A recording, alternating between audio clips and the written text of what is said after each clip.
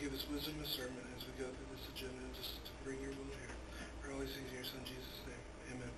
Amen. I pledge allegiance to the flag of the United States of America and to the republic for which it stands, one nation, under God, indivisible, with liberty and justice for all. Honor and honor.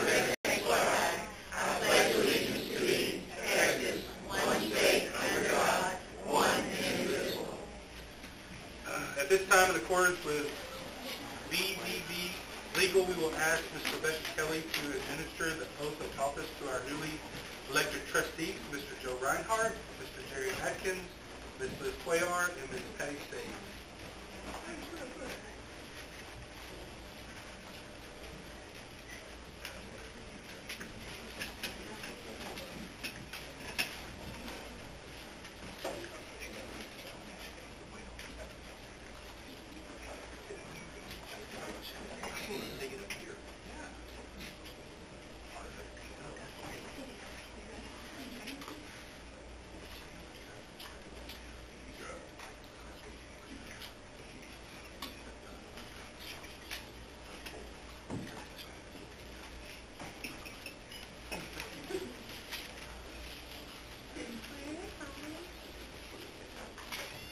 Good evening. Tonight we will swear in Mr. Joe Reinhardt, representing District 1, Mr. Jerry Atkins, representing District 2, Ms. Patty Sayes, representing District 3, and Ms. Liz Cuellar, representing District 4.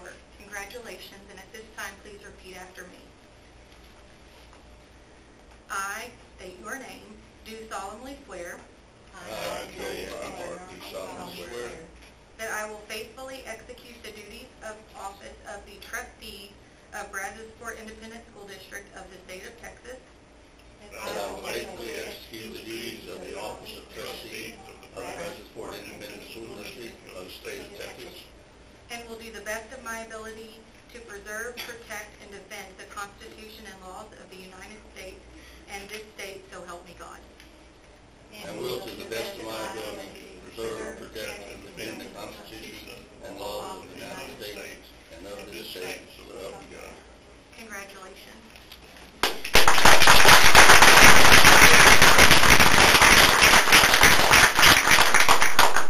Congratulations. Let's do a picture, Rebecca.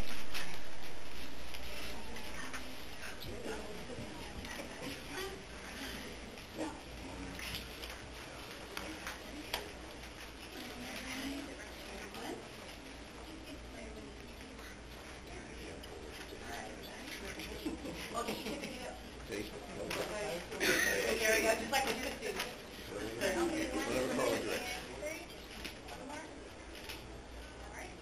Thank you. All right, congratulations. Congratulations. Y'all can stay over here. Joe, you can stay. Congratulations, Mr. Reinhardt, Mr. Atkins, Ms. Cuellar, Ms. Sage. I would like to ask the board to begin making your way to the front as we transition to our awards, achievements, and recognitions. I will now turn the presentation over to Mrs. Carla Christman. Okay. Good evening, Superintendent Massey, Board President Howard, board members and staff, and our guests. Tonight we have a great deal to celebrate with our student athletes setting the standard across the state. Up first to present is Brunswick Associate Athletic Director, Mr. Dean Diaz.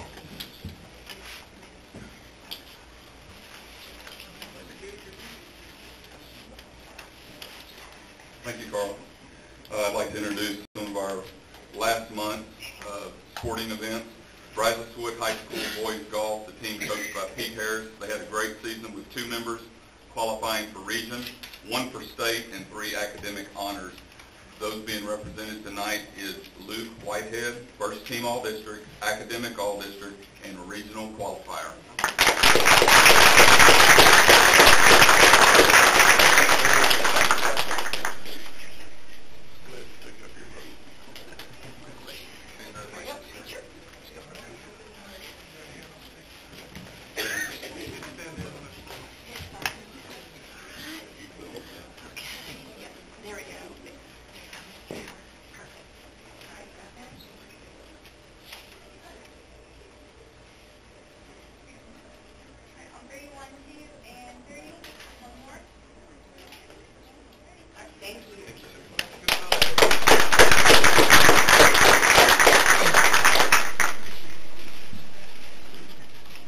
Next, we have Brunswick High School girls softball. The Brunswick girls softball program had another exceptional season under the leadership of Coach Laura Oltman. The Lady Bucks finished the season with a 15-12 record as the Class 6A Region 3 champions. Here are the members of the Lady Bucks softball team. First, we have Hannah Caffey, academic All-District.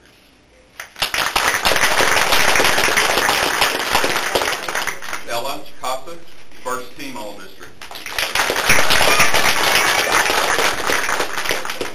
Lily Celadon, academic All-District. Team member Aaron Garza.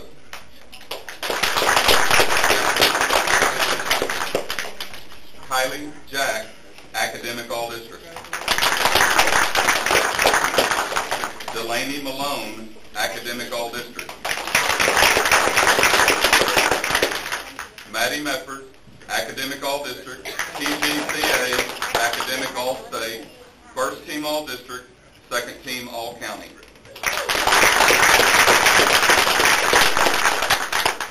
Lauren Nichols, academic All-District, TGCA, academic All-State, second team All-District, second team All-County.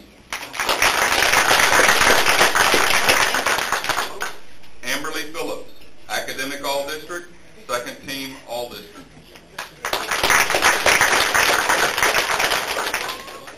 Megan Smith, first team All-District, first team All-County. Morgan Smith, academic All-District, TGCA, academic All-State, first team All-District, TGCA, All-State. Brooke Tanner, academic All-District, first team All-District, and honorable mention All-County. And our coach representing the team,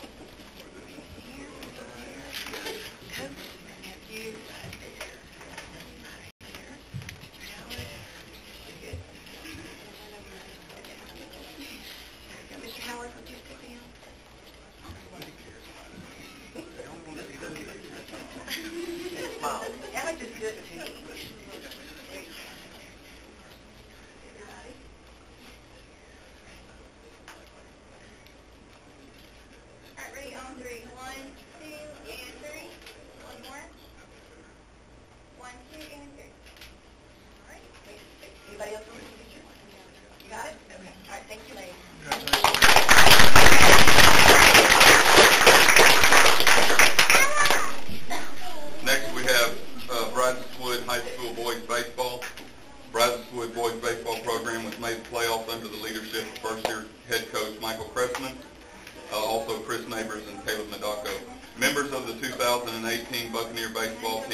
receiving honors this year include Andy Rubalcaba, first team All-District pitcher. Junior Garcia, first team All-District outfield. Honorable mention, academic All-State, and first team All-County. Kay Johnson, 23-6A Newcomer of the Year, pitcher. Brandon DeBose, honorable mention, academic All-State. Brett Wagner, second team All-District third base, honorable mention, academic All-State, second team All-County.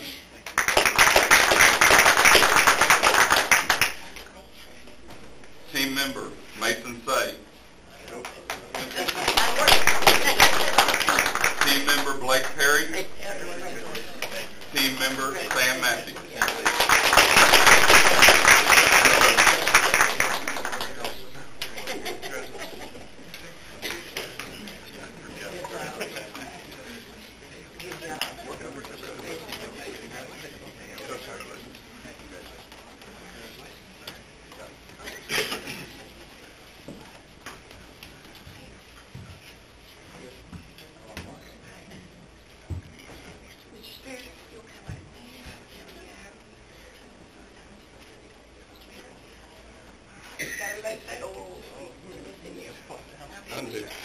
Don't worry about it. You okay? All right. Come over here.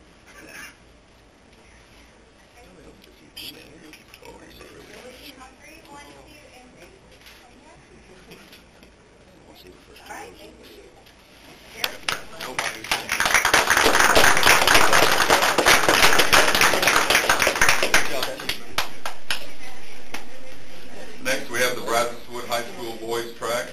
Brunswick boys track team coached by Coach Ken Neely sent athletes to the 6A Region 4 with one state qualifier. Members earning the honors. We have Dustin Stahlberg in the wheelchair regional and state qualifier in the 100 meters.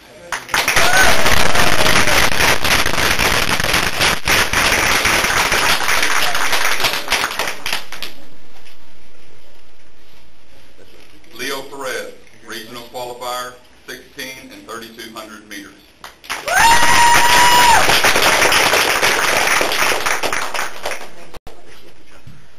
Dorian Stanton, regional qualifier in the long jump.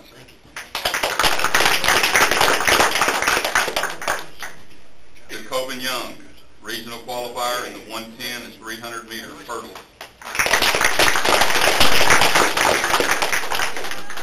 Talon Jameson, area qualifier in the 800 meters.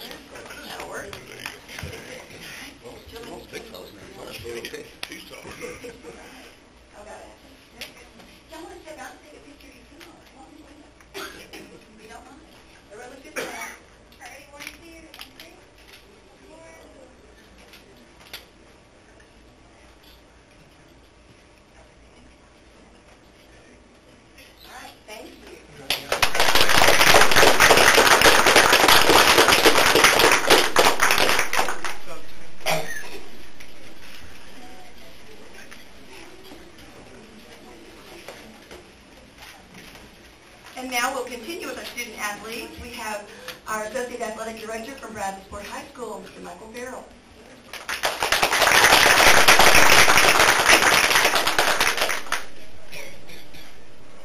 Good evening. It's my pleasure to introduce our honorees from our varsity baseball team led by Coach Schulte.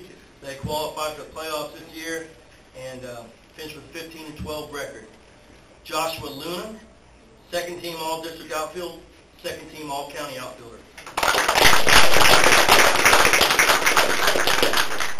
Eddie Flores, academic All-District. JoJo Martinez, honorable mention All-County outfielder, and today he signed his letter of intent to play baseball at Missouri Valley College.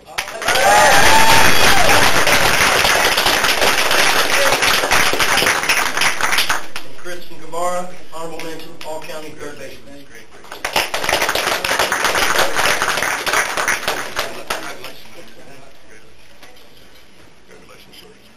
I get it now.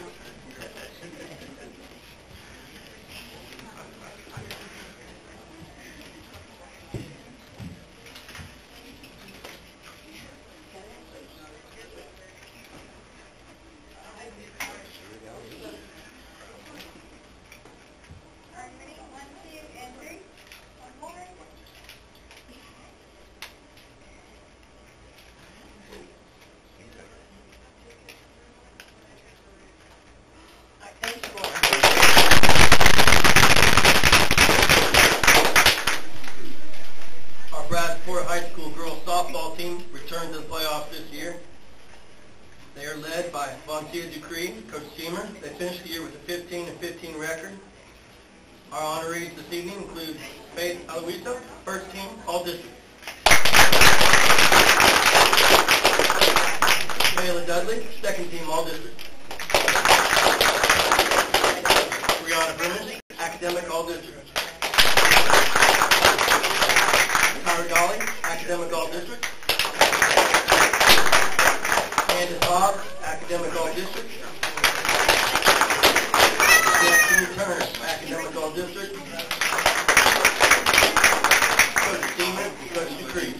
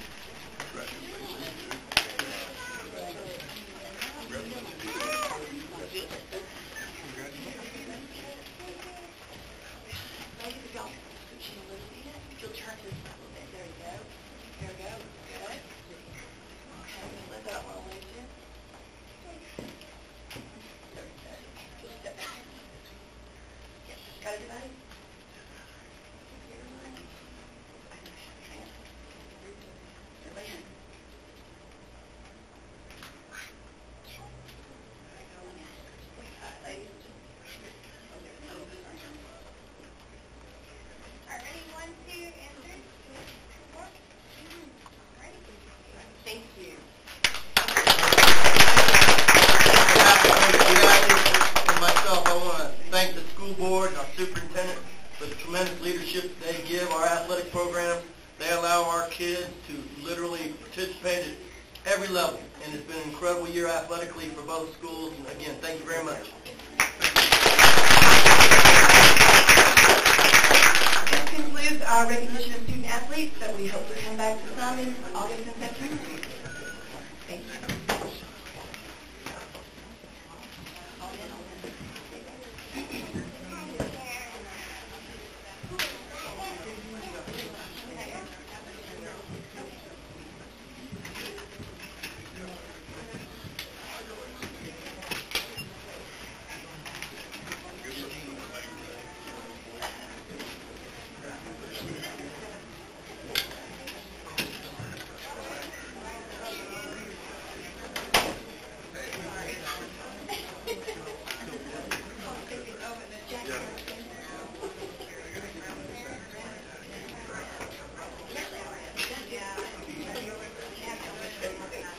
The next item on our agenda is executive session. Executive session may be called for the purposes permitted by the Texas Open Meeting Act, Texas Government Code Section 551.001 through 551.146, Section 551.071, consultation with attorney, Section 551.074, personnel matters, appointment, employment, evaluation, reassignment, duties, discipline, dismissal, and complaint. The board shall return shortly. Time is 6:18.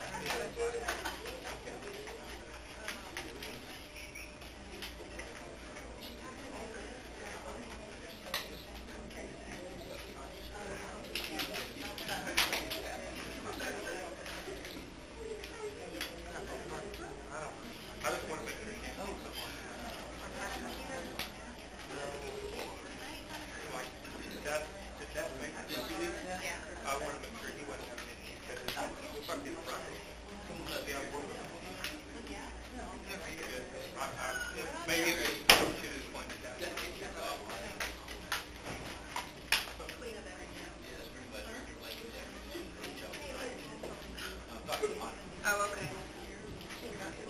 I'm sorry. Right? Is that correct? Right first. Okay. Yeah. You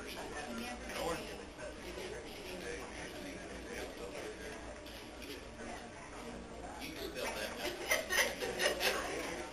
Now I can check you like that.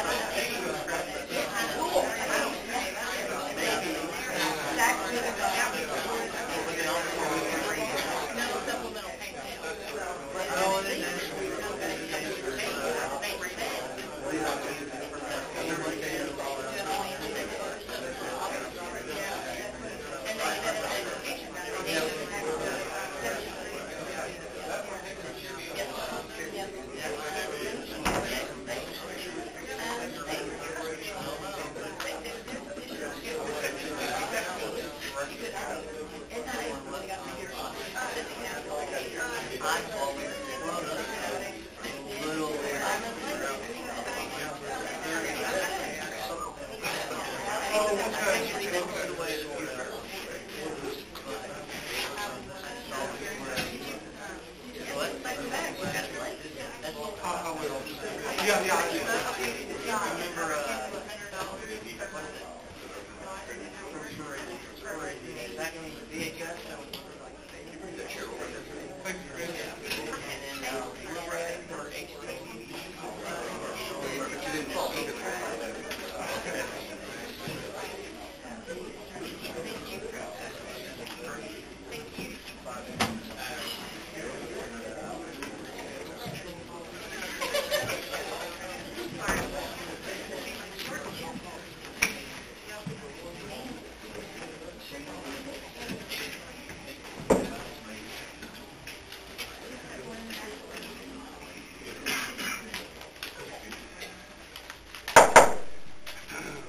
We will now reconvene from executive session. The time is 6:26.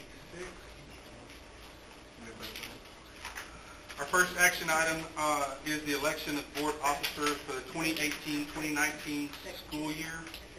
In accordance with policy BDAA local, the board must elect a president, vice president, secretary, and assistant secretary for a term of 1 year. Do I have a motion for board president? I'll make the motion that Mason Howard be board president. Second. It's been moved by Mr. Atkins and seconded by Mr. Schwartner. All in favor signify by saying aye. Aye. All opposed by nay. Thank you very much.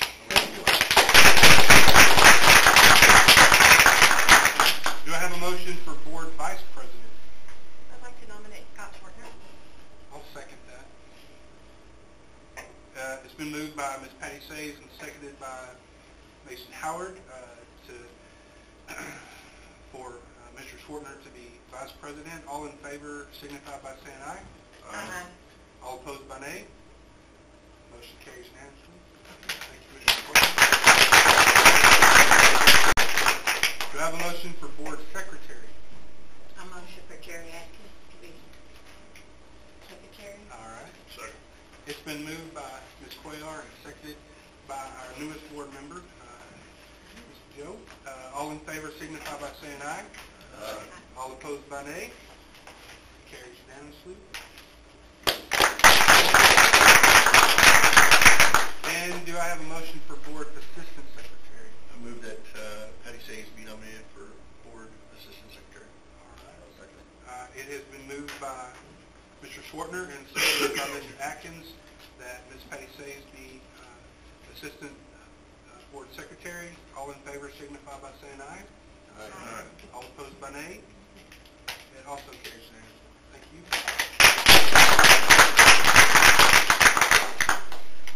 The next item that we have on our board agenda is item B, accept application from the Dow Chemical Company for an appraised value limitation on qualified property. Ms. Rebecca.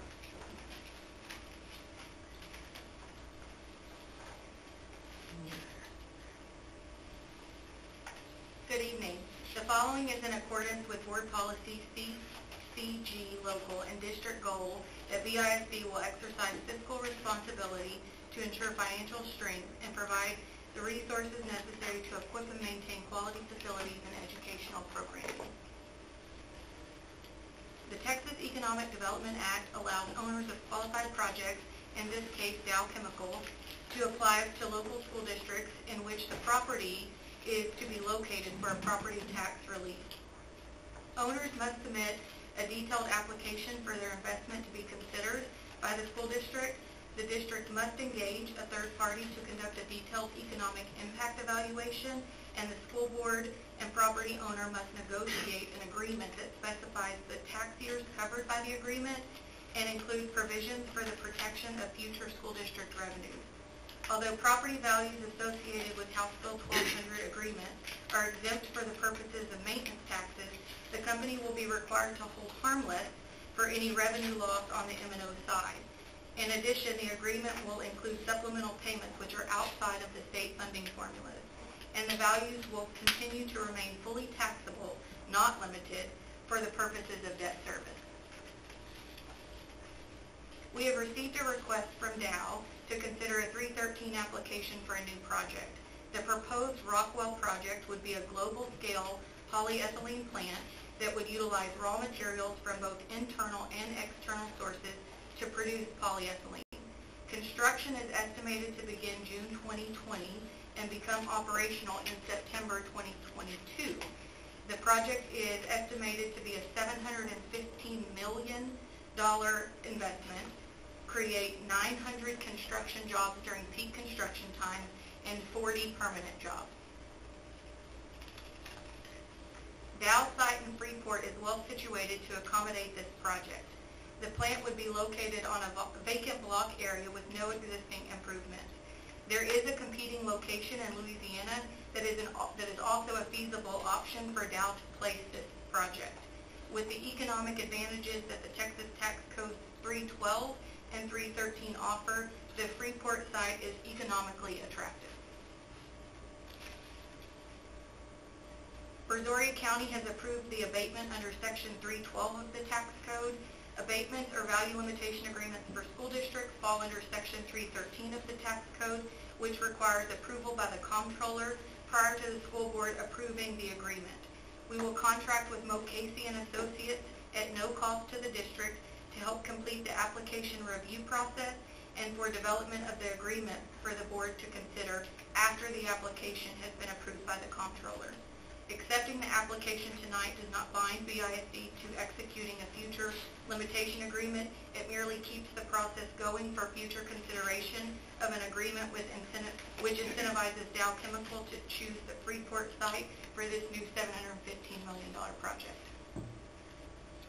Tonight, the administration recommends that the Board of Trustees accept the application for limitation on qualified property from the Dow Chemical Company, authorize the superintendent to review the application for completeness and submit to the comptroller, and contract with Mo Casey and Associates for consulting services related to this application. I would like to recognize Mr. David No from Dow Chemical, who is here in the audience tonight. Thank you for being here tonight, and please share with your leadership team that Brazosport ISD appreciates the continued investment Dow makes to support education at Brazosport ISD. At this time, I would like to invite Mr. Casey from Mo Casey and Associates up to the podium to provide his expertise and share the financial impact summary worksheet. Then we'll be happy to answer any questions you may have.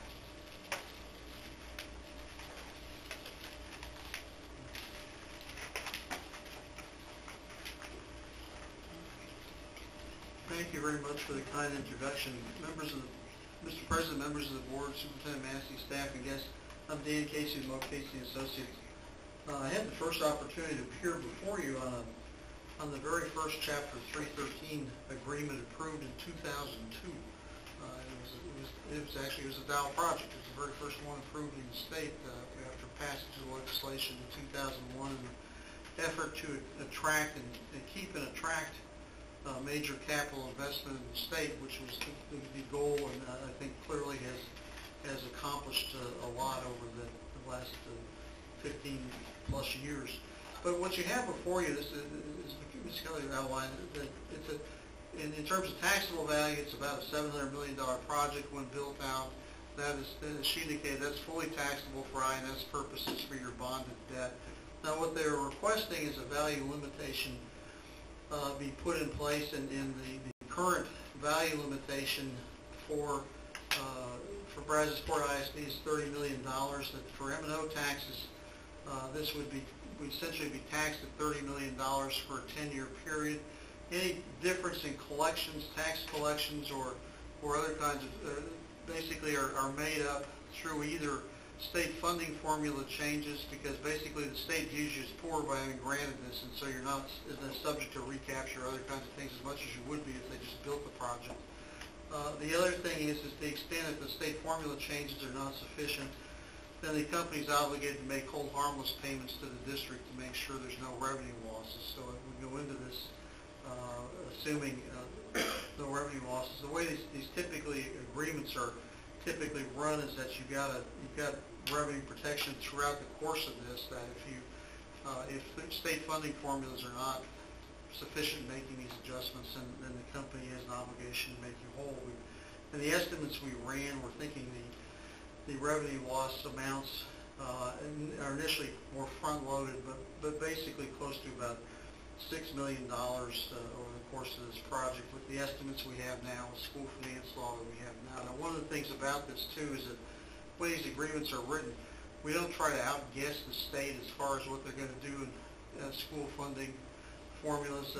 Each year you run these calculations assuming the project was built without the limit, and then assuming it was built with the limitation in place, and if you lost any money, it was not made up through state funding formulas, and the company's obligated to keep you whole.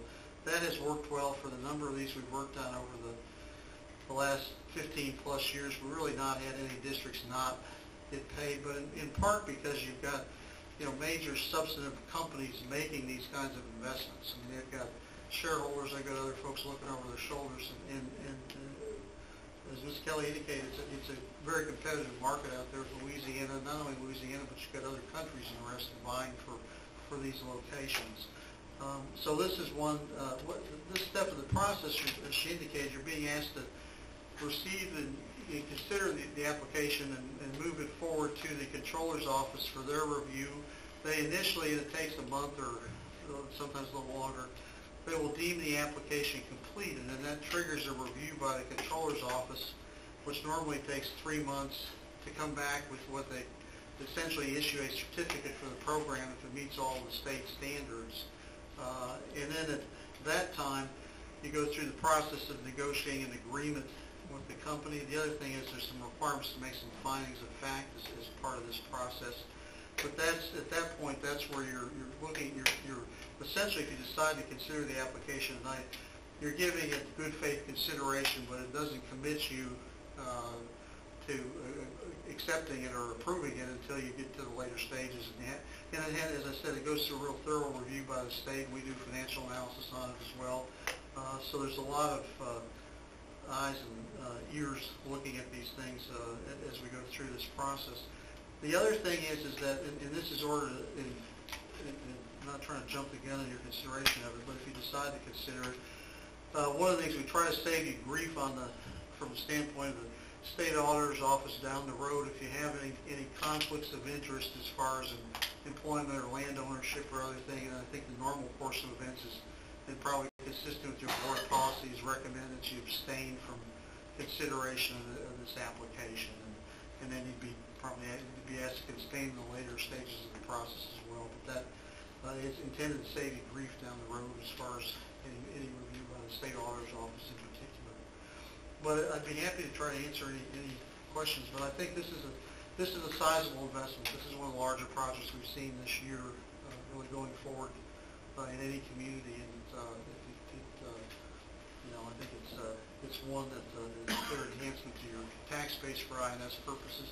Ultimately, it goes back on the tax roll at the taxable value by the 11th year, whatever that turns out to be. But the appraisal district is reviewing these.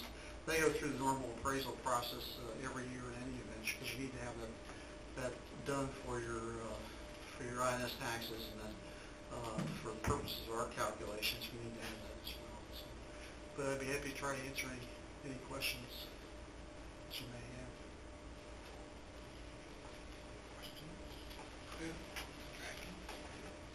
Yes, sir, Mr. Spears. I'm assuming this plant's going to go with the materials division and the divestitures that would stay with the new Dow?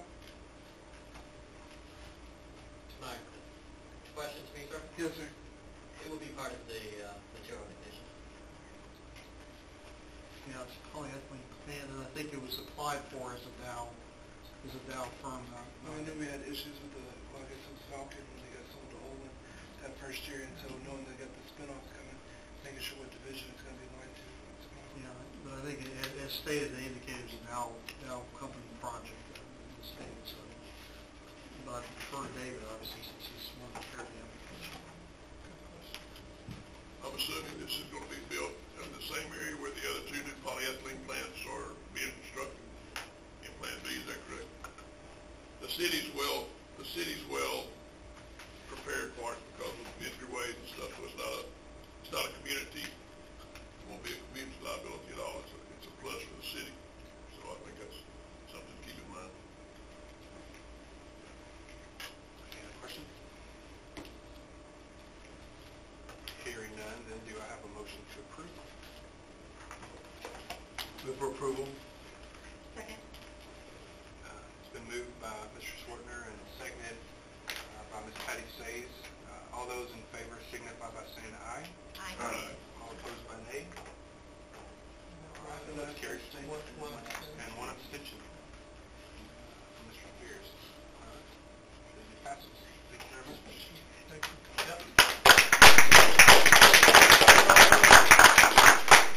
Thank you. It's always a pleasure to be here. Thank you, Mr. King. Appreciate it. Thank you. The next item on our agenda are our public hearings. We will now ask Mr. Brian Colt to conduct a public hearing to discuss the renaming of the BE Success Academy. This is a public hearing, so audience participation is invited at the conclusion of his presentation. Mr. Colt.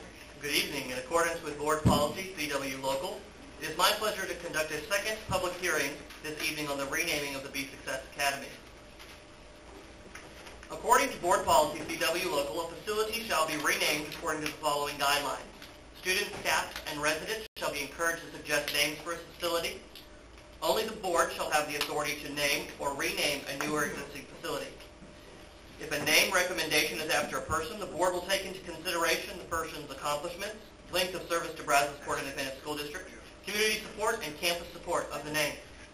Prior to formal action, a public hearing will be held to consider recommendations for names for a facility. The campus is classified as an alternative education dropout recovery campus by the Texas Education Agency. At least 75% of the students served must be considered at risk of dropping out from high school. At least 50% of the students must be age 17 or older. The campus provides the following services to our students: credit recovery for students who are significantly behind in credits, including students unsuccessful their freshman year; recovery of dropouts for students returning to high school after having previously dropped out; evening school for students who are unable to attend during the day for various reasons; pregnancy-related services for those who are expecting. The Be Success Academy's name was created before it became an independent campus. It originated during the time it was simply a program at another hallway in the Lighthouse Learning Center. The name is not aligned with the names of our existing 9-12 campuses, those campuses being Brazos Port High School and Brazos Wood High School. Be Success's name stands apart. As the campus emerges from the targeted improvement process, a new name will complement the new strategies and visions the campus pursues as it moves into the future.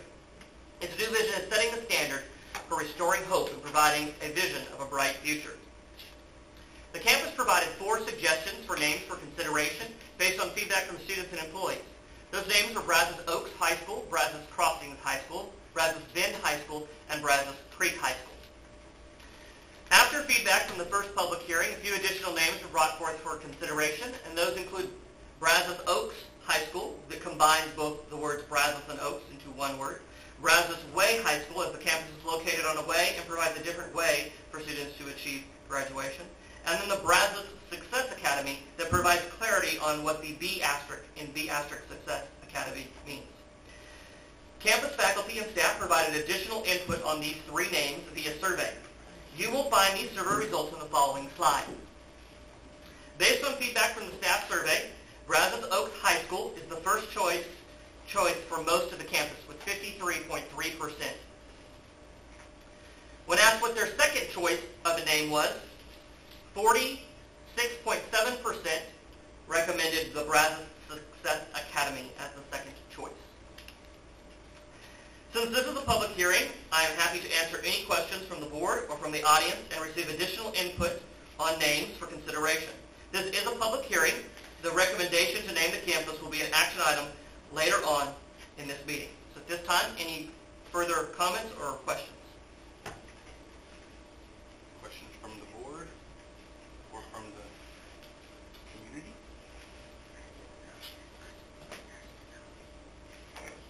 Anyone?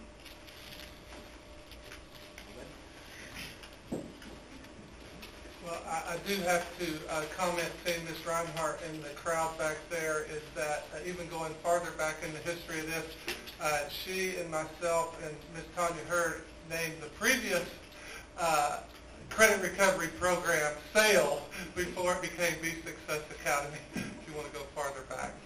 I'm sure you remember those times, Lacey. But now we're going to do it right with a new campus with a new name that's fitting for a high school and not necessarily a program. questions? All right. Hearing none, then I will now close the public hearing. Thank you. The next item on our agenda is our second public hearing. Mr. Ron Redden to conduct a public hearing on the federal and state funded programs for the 18-19 program year.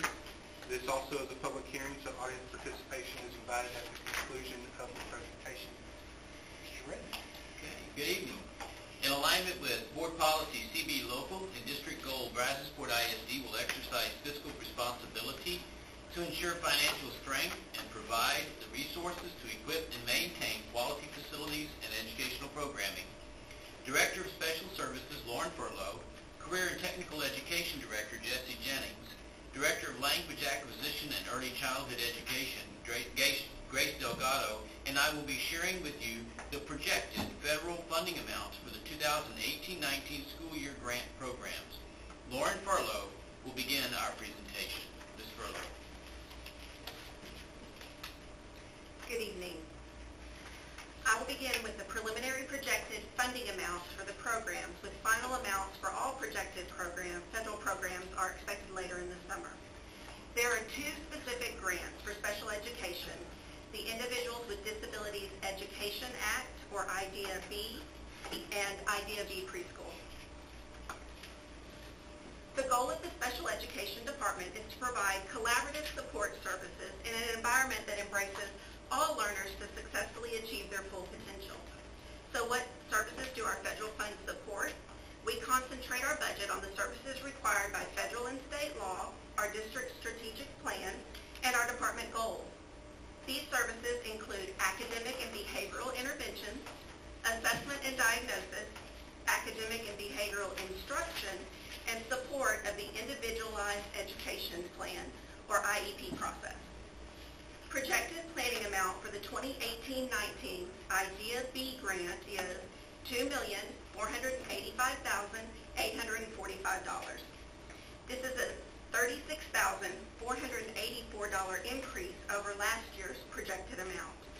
The Department of Special Services will focus the use of funds on maintaining appropriate staff support and quality student services. Currently, 89% of our federal budget supports district and contracted personnel on campuses.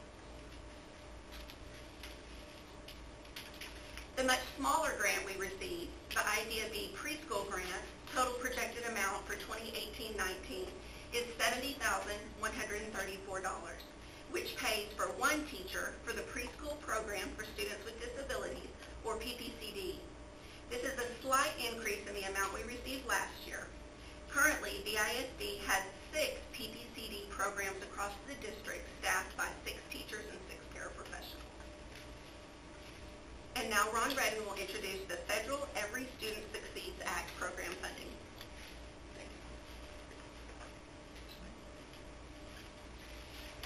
Federal grants are used to supplement the instructional and professional development efforts of the district. Title I Part A grant funding is used to provide supplemental supports to students in poverty. Title II Part A funds supplement district teacher and principal professional development.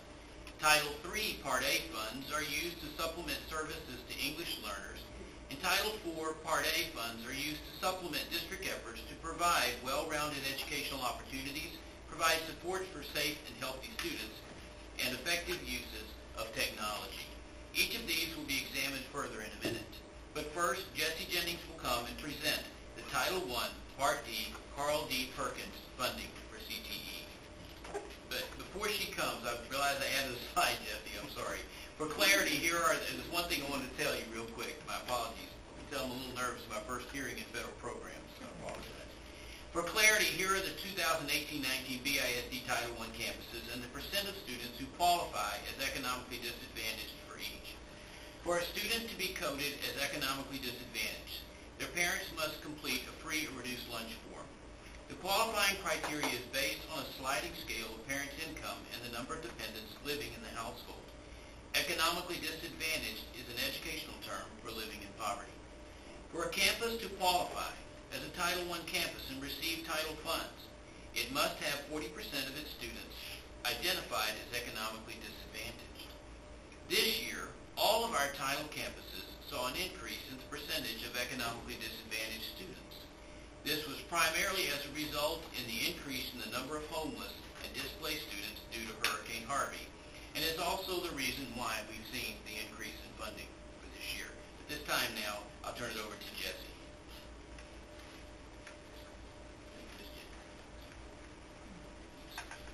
Good evening. Carl D. Perkins is a Title I Part D grant, which is used to supplement the career and technical education programs within our district.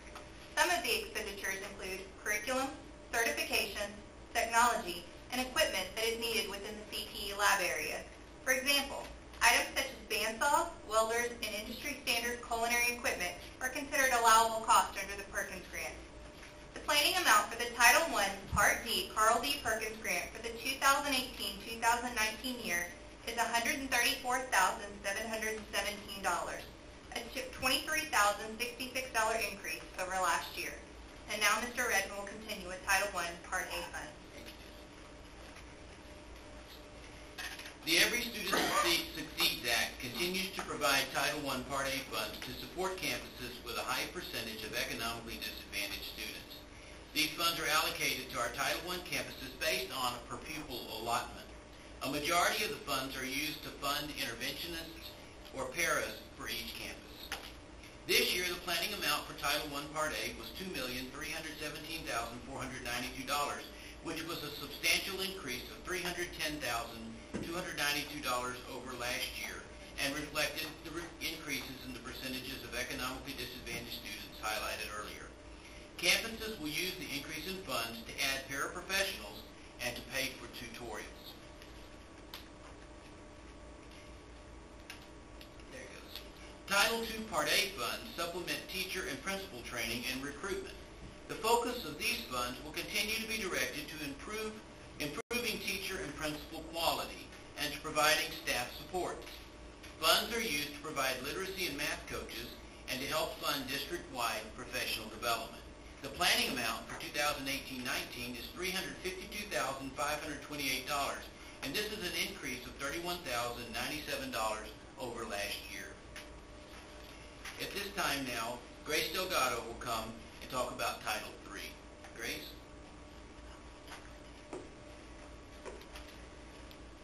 Title III Part A is used to support our English learners. Allowable expenditures for these funds include English as second language training, professional development, parent involvement, and classroom materials. As you can see, the federal government has increased the amount of support for these programs by $10,756. The planning amount for the 2018-2019 year for Title III Part A is $147,920. Now, Mr. Redder will continue the presentation for Title IV funds. Thank you, Grace. For the second consecutive year, the federal government is providing the Title IV Part A Student Support and Academic Enrichment Grant. This is a block grant, meaning it serves multiple purposes, and this is significant. It's available for use on every campus in the district. It is designed to supplement district efforts to provide well-rounded educational opportunities, provide support for safe and healthy students, and support effective uses of technology. This year's planning amount for Title IV Part A is $142,399, which is more than a 300% increase in funding over last year. Much of the funding for 2018-19 is being used to provide supports for safe and healthy students. Approximately 60% of Title IV Part A funds will be used to provide a health and safety specialist for each high school campus and one for Freeport Intermediate School, and to supplement district safety and security initiatives. The remaining funding will be spent on providing well-rounded educational opportunities that can include support to STEM programs and to initiatives that support post-secondary readiness. Since this is a public hearing, I'm happy to entertain questions from the board and from the audience. Action to approve the use of IDEAB and federal funds will take place as part of the consent agenda. Are there any questions? Mr. Spear? Looking at our, I'm assuming, I guess my first question is to Ms. Kelly.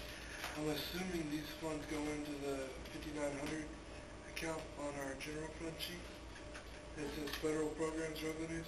No, all of these funds are tracked in separate funds, so they're not part of general fund revenue. So they're outside of the general fund budget in addition to, they're supplemental. They're not on one of our 3 sheets then? No. TEA, all of these funds are submitted to TEA. They're the governing body of these funds, so they approve the applications and the budgets associated with them. Then I don't need my second question because the numbers were off and on, so I was going to ask how accurate we thought these projected planning numbers were going to be. But if they're not on these sheets, then it doesn't matter. Well, in a sense it does, though. That is a very good question, and one that we've been discussing. In past years, and that's all we really can go on, what we get in the planning amounts is pretty close to accurate to what we receive. It is possible, always possible, with the planning amounts that they can go down slightly, but they can also go up some. So the planning amounts tend to be a pretty good approximation, if not right on, exactly what we will be getting. It allows us with confidence to plan for staffing needs and plan for programming needs. Mr. Atkins? Back to the Title I campuses, Clute Intermediate is not a Title I campus? Clute Intermediate School did qualify for Title I funding this year. However, the district chose, and I'm going to carefully phrase this, and when you use the terminology to tell you how it was funded, it's fully funded.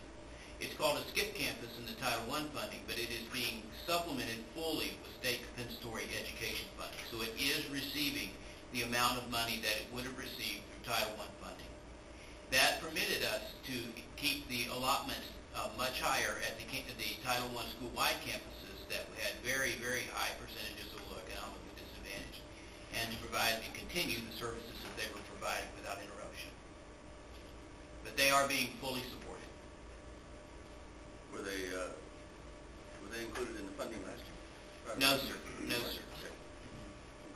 They have to be at 75% or above for it to be a mandatory coverage of them or mandatory provision of funding for them. That's why FIS is there. FIS, as you can see, is very, very high at 86%. They just got out of last year. Yes. We just added them. And that's just intermediate? Yes, sir. Okay, good. I see. What's the threshold for the elementary? Well, the threshold for all to qualify is 40%, but the threshold to where we must provide is at 75%. I understood. Yes, sir. Did that answer your question? Mm-hmm. Okay. A question more for clarification. So because of Harvey, the state is giving more. We asked for more, or because of Harvey, they're giving us more? Well, because of the impacts of Harvey and the displaced students that we've added and that we had ourselves, and for the increased number of homeless students, our percentages of economically disadvantaged went up. And that's where we submit that, and that plays into our funding. So for this year, it was a marked increase.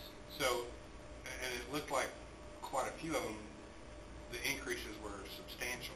They were. And we're using that funding for many things, but personnel is Yes, a portion of that. That's a big portion of it, yes. Sir. So if we don't have another hurricane, hopefully, are we concerned that that funding might drop?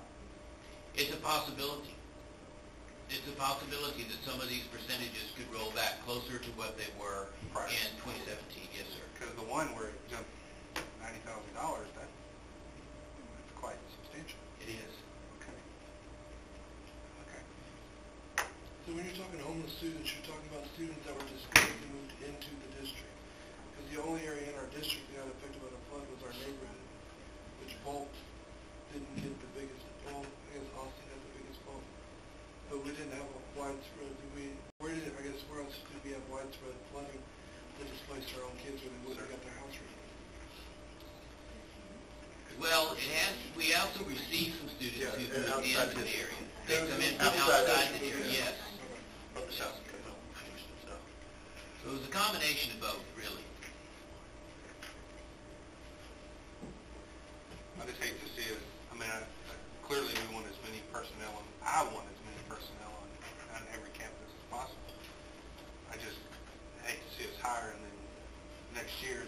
funding not be there, and then potentially the job go away. Sure, absolutely. So that's a life, that's a person, a family. They're choosing, some are choosing to add a para, but many of them are choosing to put the funding toward tutorials. Any other questions? Any other questions from the audience? Is that a public hearing? Hearing none, thank you, Mr. Ray. You're welcome. Thank you. The next item on our agenda is audience with individuals. And at this time, in accordance with BED local, the board will provide an audience with individuals who have signed up prior to the meeting to address the board. Mr. Atkins will serve as our timekeeper, and for those requesting to speak, please note that comments are limited to a maximum of 5 minutes per speaker, with a maximum of 30 minutes total allotted for public comment. Delegations of more than 5 shall appoint representatives to present their views for the board. The board will not entertain negative comments on individual personnel or students in public sessions. Patrons are encouraged to use an appropriate campus and administration channels before bringing concerns to the attention of the board. And board members are not allowed to deliberate, discuss, or make decisions regarding any subject not included on the agenda posted. Tonight, we do have one requested comment, Dr. Bill Blake.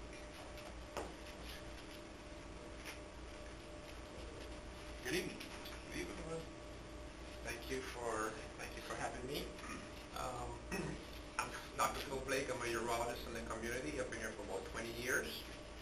I practice in Lake Jackson, and I have a son that attends Beewood. He's going to be a senior next year. I have read the security measures that were emailed out, I believe, last month. I think they're all good. I'm not here to put them down in any way. I'm here to actually make them a little better if I can. I noticed that those security measures will go into effect once a shooting occurs. So I would like to propose, let's prevent the shooting from occurring. And so that's what I would like to propose, having metal detectors in the school. Now, where is the money going to come from for that? I believe that the parents want their kids to be safe. I have a child here. Some of you have children here also. I believe that if we ask the parents to help to fund it, that's something that we will be willing to do. I've looked online, and metal detectors range anywhere from between $2,500 to $30,000 for metal detectors. You can get a good one for $5,000. There's about 2,500 students that attend Beewood, and if we ask each parent to donate, per kid, if we donate $10 per kid, that could get us 10 metal detectors at $5,000 each.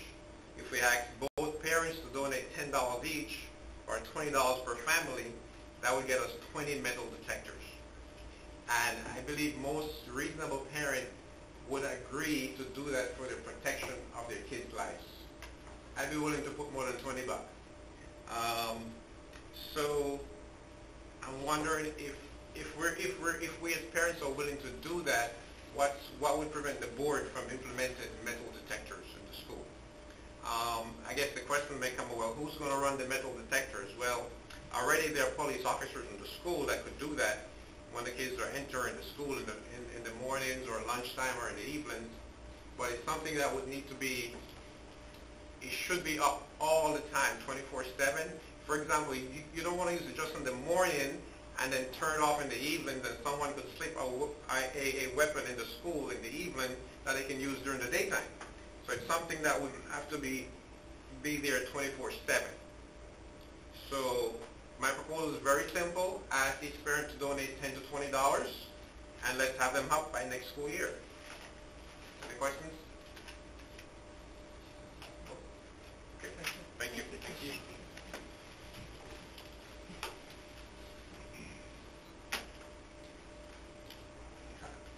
All right, the next item on our agenda is the consent agenda. Are there any items requested to be pulled from the consent agenda?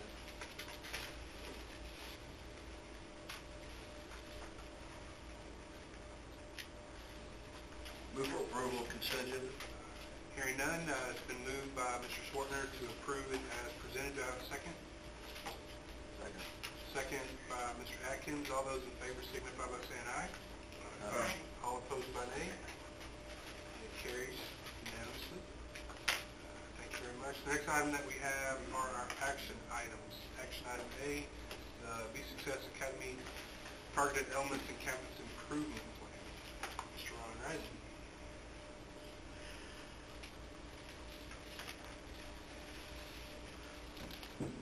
In alignment with policy AIC legal and the district goal that Brazosport ISD will provide a rigorous and relevant learning experience to ensure that every student will be future ready, I'm presenting for board approval a targeted improvement plan for the Be Success Academy. A copy of the targeted improvement plan is included in your packet. The Be Success Academy earned an overall rating of improvement required in the 2017 State Accountability System as a result of having not met standard on indices 1 and 2. The development of targeted elements and their inclusion in the Be Success Academy Chapter 11 Campus Improvement Plan was the first step in meeting the TEA requirements for the campus. Throughout the remainder of the year, the campus completed various required activities to prepare the comprehensive targeted improvement plan that is being presented for approval tonight. The implementation of the Targeted Elements Plan had a positive impact on campus performance this year. As you can see by this graphic, student performance on every end-of-course examination improved. Also as a result, 75% of BSA students who tested last year have now passed at least 3 EOC exams, which means that they are now eligible to graduate under an individual graduation committee once they complete the required credits. Now this is huge. The number one cause for BSA students dropping out of school is the inability to meet the graduation requirements for passing EOC exams. The Targeted Improvement Plan was developed following a systemic needs assessment similar in scope and depth to that of a turnaround plan. The outcome of the needs assessment was the identification of 2 root causes that the plan addresses. The campus was not designed to prepare students to pass rigorous state assessments to equip them to return to their home campus to graduate with their cohort. The campus was designed instead to help students recover credits. And the campus was not structured to provide tiered interventions to students in need of academic, social, or emotional support. Under the former design, students worked independently on lessons at Edgenuity for most of the day. To address the first root cause, the campus leadership team that included campus teachers, all of them from BSA, administrators, the counselor, the PSP, the DCSI, and the Executive Director of Secondary Academics developed a strategy to redesign the campus so that teachers could provide daily, face-to-face instruction on the state readiness standards in order to prepare students for state assessments. In addition, the campus will continue to schedule students into Edgenuity labs to acquire credits for graduation. The campus leadership team developed a strategy to provide effective interventions to improve students' academic, social, and emotional needs by providing staff with training on in-class intervention and support, and by developing and implementing a system for weekly monitoring of student progress. Finally, a realistic goal, as you can see here, and that's what this is based on, was set to improve both the performance of students at the approaches grade level and to improve the percentage of students who score meets grade level on EOC assessments. Our goals that we set under the Targeted Elements Plan were too lofty. They were too much for 1 year. We realized that as we got into it and we began to work with the students that the gaps were just so significant for many of them that even with the interventions that we provided them, we felt very good about their performance this year, but we understood that it's going to take some time to push them over the 50% threshold. For that reason, we set the 40% goal for approaches and the 20% goal for meets. This past year, the goal for the percentages for meets grade level were in the single digits. To transform the campus and improve student outcomes, the campus leadership team created strategies that include full implementation of professional learning communities, continued training in capturing kids' hearts, face-to-face instruction on prioritized readiness standards, interviews with each entering student, use of common formative assessments to measure learning progress, use of the TEA interim assessments as a diagnostic tool to inform interventions, to annually evaluate the campus redesign and make improvements where needed, add 2 additional teachers to support face-to-face instruction, and to add a student success coach to help address the social and emotional needs of BSA students. It is the administration's recommendation that the Board of Trustees approve the Be Success Academy 2018-19 Targeted Improvement Plan.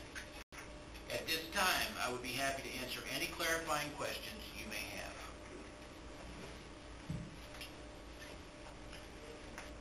Any questions from the board? I got one. Mr. Reinhardt? Mr. Redden, what was 40% figure you gave? What was that in the past years? What was that percentage? Well, this year was the highest that we've been. Let me go back to our performance for this year. And this was some of the highest performance that we've seen at that campus in a long time.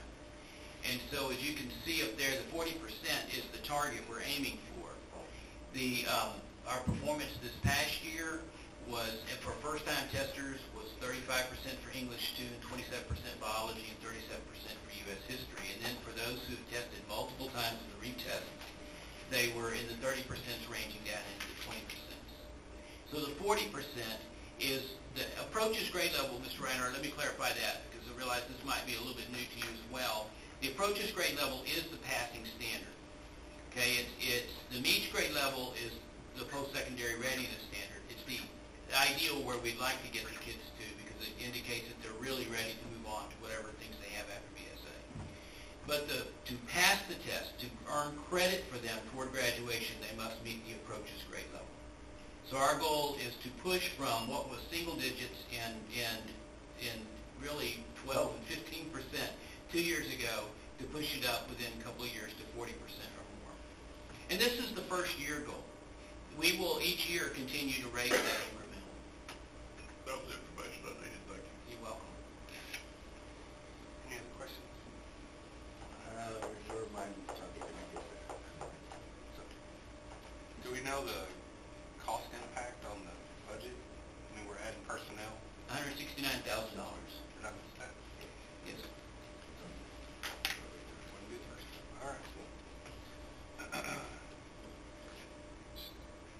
I have just a clarifying question. I mean, so what is our main goal then for BSA or whatever we're going to name it? Is it for credit recovery? Is it for graduation? I mean, it was always my understanding when it started to sell that we were trying to funnel the kids to get caught up. So are we just keep catching them up and moving them back? Or are we finding more and more that they are becoming longer-term fixtures at BSA? Well, we still have a handful of kids who are coming over who are behind on credits from their freshman year, who will be part of the program working on catching up credits and catching up on EOC exams they haven't passed so that they can move back to the high schools and be part of their cohort, go back in as juniors and move forward. That was the Be Inspired program. The Be Success side of the program has always been a dropout recovery program. It's capturing those kids that are so far behind in their credits and haven't passed. If they passed one EOC, they're lucky. Most of them come in and have not passed any of them. And giving them an opportunity to, if they cannot be done in 4 years, to certainly be done within 5 years. Yes, sir. So both programs run parallel to one another. But what we're finding, too, is that some of the students who are coming in as freshmen wish to remain at the Be Success Academy. The environment is a little bit different, and they seem to thrive in that environment. I'm not sure I answered your question. Well, yes. I just know with my previous conversations with Mr. Hawkins before he left is that more and more kids were coming and not wanting to leave. They liked the atmosphere Yes. of the alternative campus as opposed to the traditional campus. So That would be true. I think that there are certainly some that do. all right. No, I don't have any further questions. Again, we have our approaches and then the meets, is that correct? We do, but that's not on this particular chart. This one, we based our initial goals on the target elements on approaches. We were just trying to get them to pass. I mean, our goal really was to have 75% of those kids able to graduate from high school. I mean, that was the real goal this year with the targeted elements. That's where we needed to turn it around. Honestly, Mr. Atkins, where we really missed it, we missed it on Index 1, the old system, under the student achievement. But where we really got hit was on the growth side of Index 2. And that's why there was so much emphasis placed this year. We got to get them to the approaches because some of those kids had never passed. If they could pass the test, they were going to meet the growth measure. And that is in fact what happened this year. Yeah, I understand. It's just like, but we still have this goal of trying to improve. Can we get them up to the meet? Or if that occurs, are they ready to go back to the camps? I don't want to sell short. I think we don't want to settle. I mean, approaches, that's great, and it's in the circumstances, but I think we ought to continue in the back of our mind to say, we've got to do better. Oh, absolutely. And that's why we put the meets in there. That's why we've actually set a percentage on the goal. Let me go to that one. Right. While we set that percentage on the goal at 20%, we really want the students ready to graduate and go to work. We want the students ready to go on and go to college if that's what they wish to do. That is our goal with these kids. This is part of completely turning their lives around, changing the complete trajectory. The truth is that most of them come to that school. Many of them are so far behind in credits. That's where they're failing, but they're also, some of these kids have not ever passed an EOC exam, none of them have, but they've not even passed STAR exams for years back.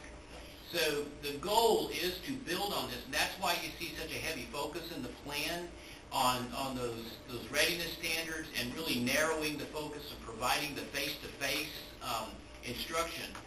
We want to do more. We want it to be more for them. And so we've tried to capture that in the goals that we've set for the school. They have to want it too. They do. But we find, and Brooke is here, and I think we're finding with these students that this year we really saw a cultural shift among the kids as they began to get some really intensive one-on-one assistance.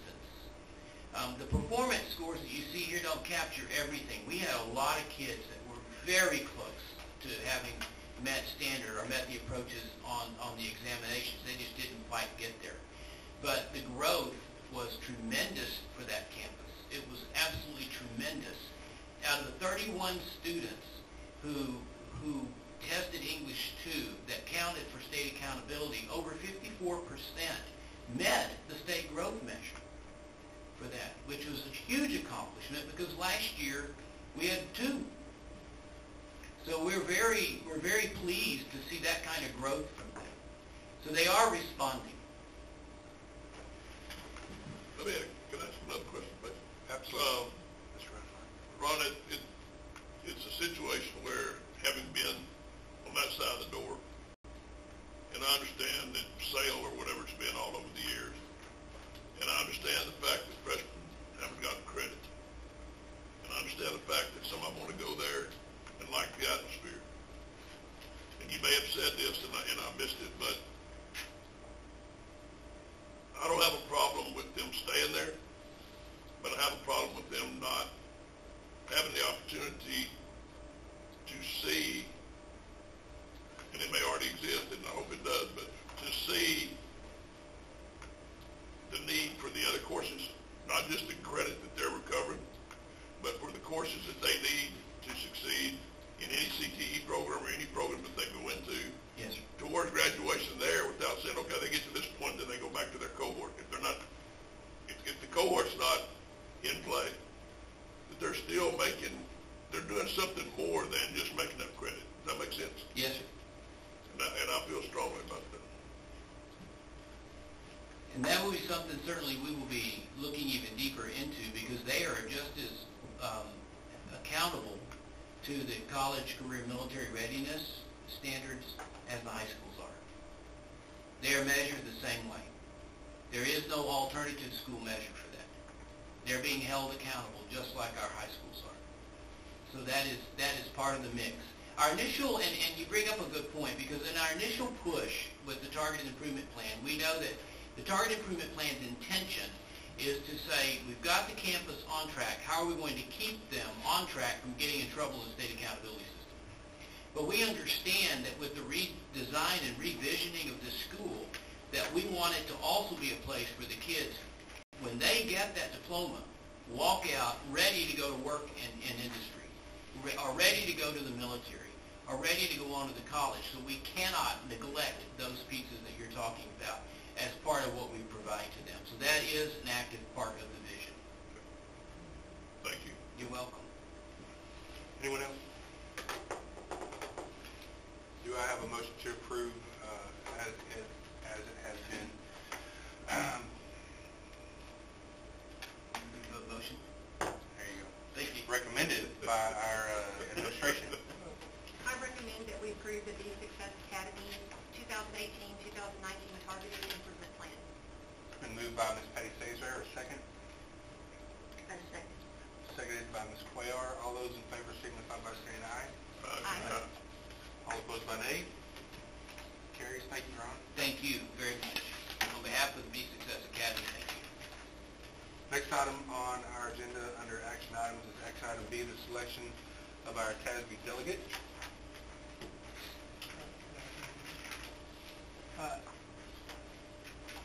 As a member of the Texas Association of School Boards, we are provided the opportunity to select a delegate to represent our district at the TASB Delegate Assembly in Austin on September 29th, 2018.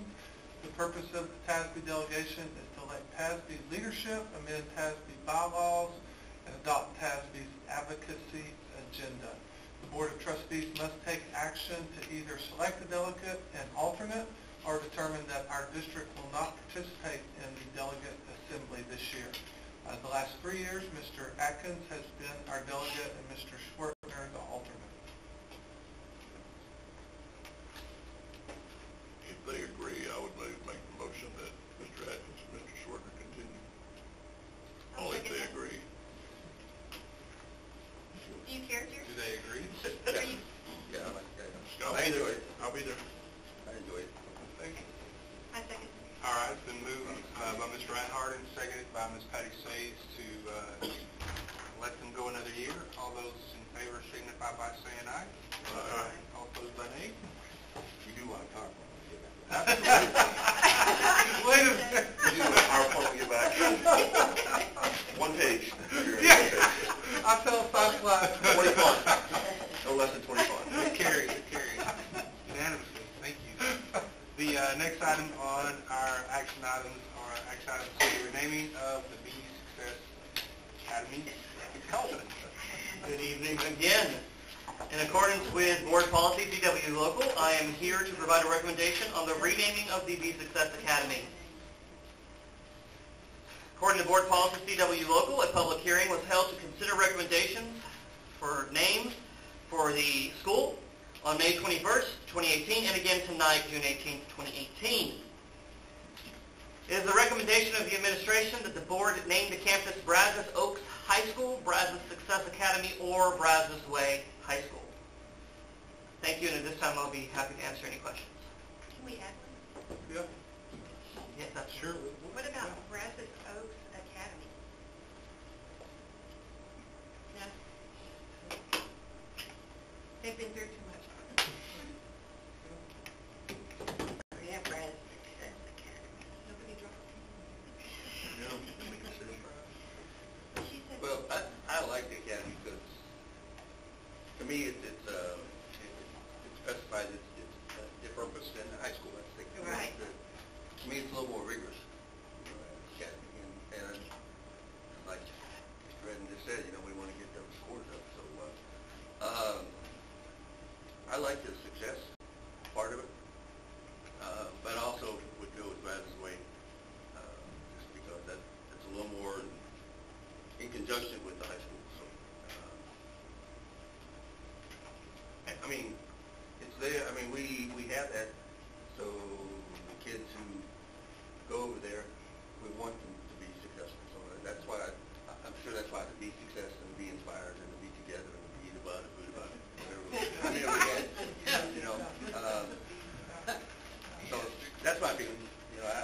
really like Brazos Success Academy, I guess, would be my first choice, even though it was the second choice on the pie chart. Oh, I forgot we have a pie chart.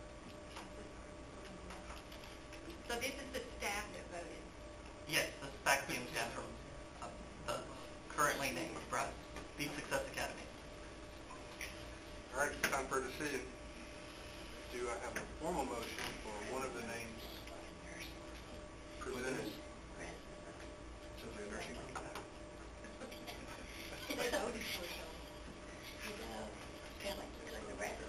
They have so much energy over there if you go in. Anyone? We're not used to being given 3 options. Choice is good. But they have their... You'll have one job, administration, one job. I guess you can't look at the board.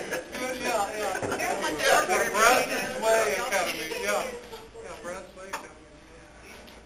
All right. Well, I will make a motion, and I don't, and if you guys, it won't hurt my feelings if you disagree, since we're running out of time here. I will make a motion for Brazos Way Academy. Brazos Way Kind of a, maybe a compromise, but it won't hurt my feelings if someone likes something else. All right. You want to throw success in there or not? Not really. I think for this group of kids, at the end of the day, success is what they're looking for. And, you know, it make it Brazos Way Academy instead of, is that what you said? I said Brazos Way Academy, but now can I withdraw that motion? You know, and I'm not saying It's not that, seconded, to so- what Scott said, though, I mean, these guys have struggled, and at the end of the day, success is something that means something. How about Brazos Way Success Academy? You'd have to Put every word in there, Brazos Oaks, Brazos Way. But what if we Two move the pages school? for a letterhead. We may not be at this way or that way 10 years from now. I mean, I like the success, and I like the Brazos academy. Success Academy. But like if, right now we're on, we this way, that way, but it may be on, Anyway, we're on Circle Way. Circle Way. Circle Way. It's on Circle Way. But what if you move off away, then it's not going to make any sense. Brazos Circle Success get Academy. lost. That indicates they never Wait, leave. y'all don't give us choice, and don't let that tell us. That's the fact. I like Okay. Brazos Success Academy. I'll make a motion for All right. Brazos. Success Academy. There you go. Wait, we have to back out. We can revise.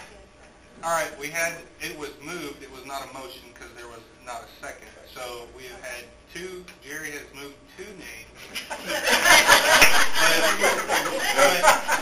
But neither have received a second, therefore neither are an official motion. So if I'll there, withdraw both of them. so if he withdraws them, then we are still looking for a motion. I'm just going to throw mine out there because I'm tired of indecision. I like Brazos Success Academy. That's what Mike and I just said. That is what I would. you're the third person. That's what Mike and I just said. Yeah. You're the third Okay. person. I'll second whichever one of you makes. Jerry said it first before. No, Jerry No said asterisk. two or four. I like the success. I do. I like that part, and I like the academy because of what Jerry said. I think it sets it apart. So Ms. Liz Cuellar originally moved for Brazos Success Academy. Mr. Joe Reinhardt seconded it. No, And, Mike did. is there any other discussion before we vote? Hearing none. All those in favor of changing the name from the B Success Academy to the Brazos Success Academy without asterisks signify by saying aye. Aye.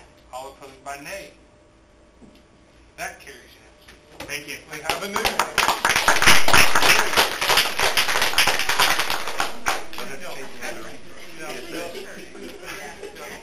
Don't give us that many options. Next item on the agenda is our action item D, which is student code conduct. Mr. J. Whitehead. Thank you, and good evening. The Student Code of Conduct must be approved by the board annually. Therefore, it is my pleasure to introduce the Director of Student Services, Dr. Robin Felton, to present the updates for the 2018-19 Student Code of Conduct. Dr. Felton? Good evening. In alignment with Board Policy FO Local and District Goal Number 2, it is my pleasure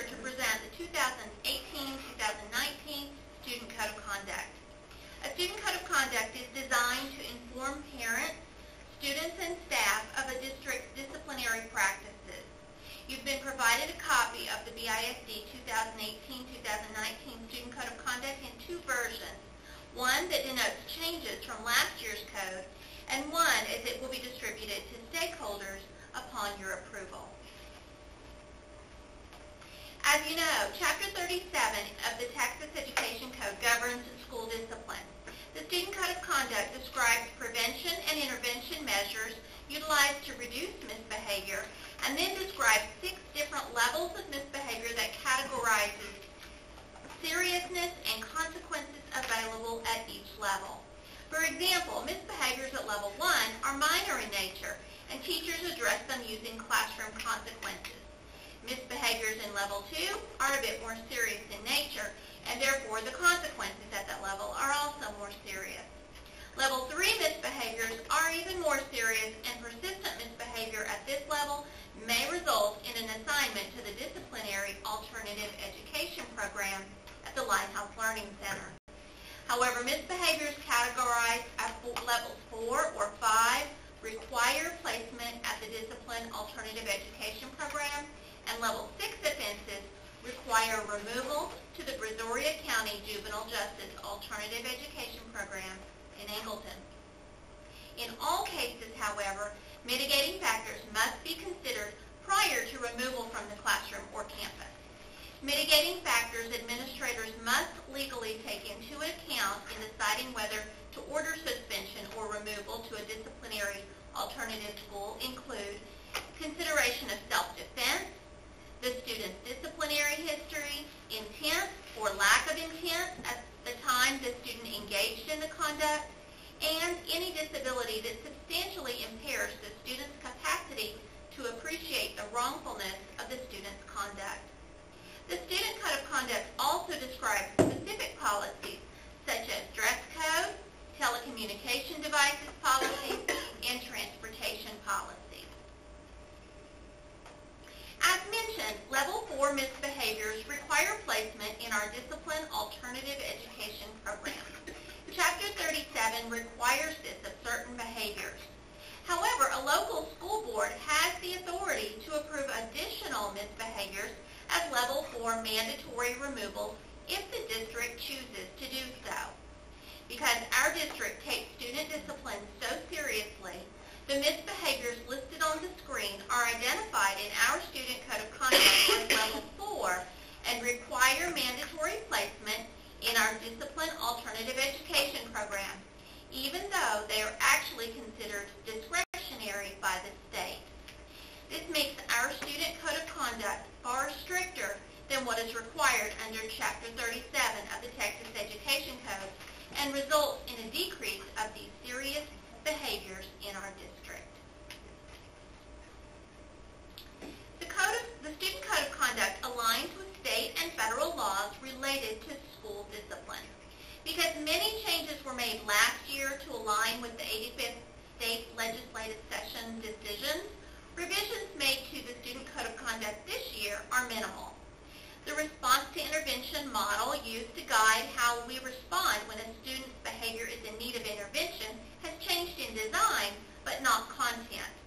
The use of electronic tardy machines is referenced to in the Student Code of Conduct to better provide clarity of high school expectations.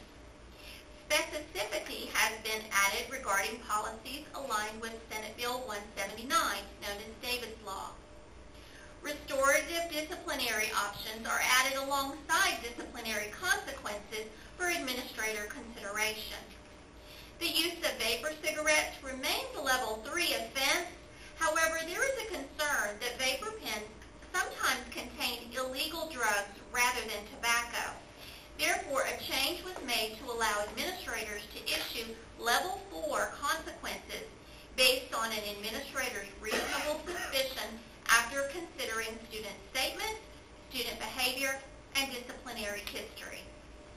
The dress code was reviewed through the lens of student safety, and after considering administrator, staff, and community input, it was decided that the 2018-19 dress code will remain the same.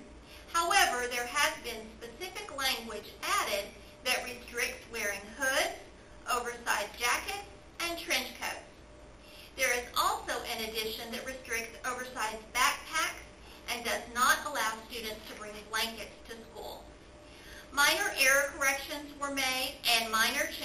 been made to increase clarity for stakeholders.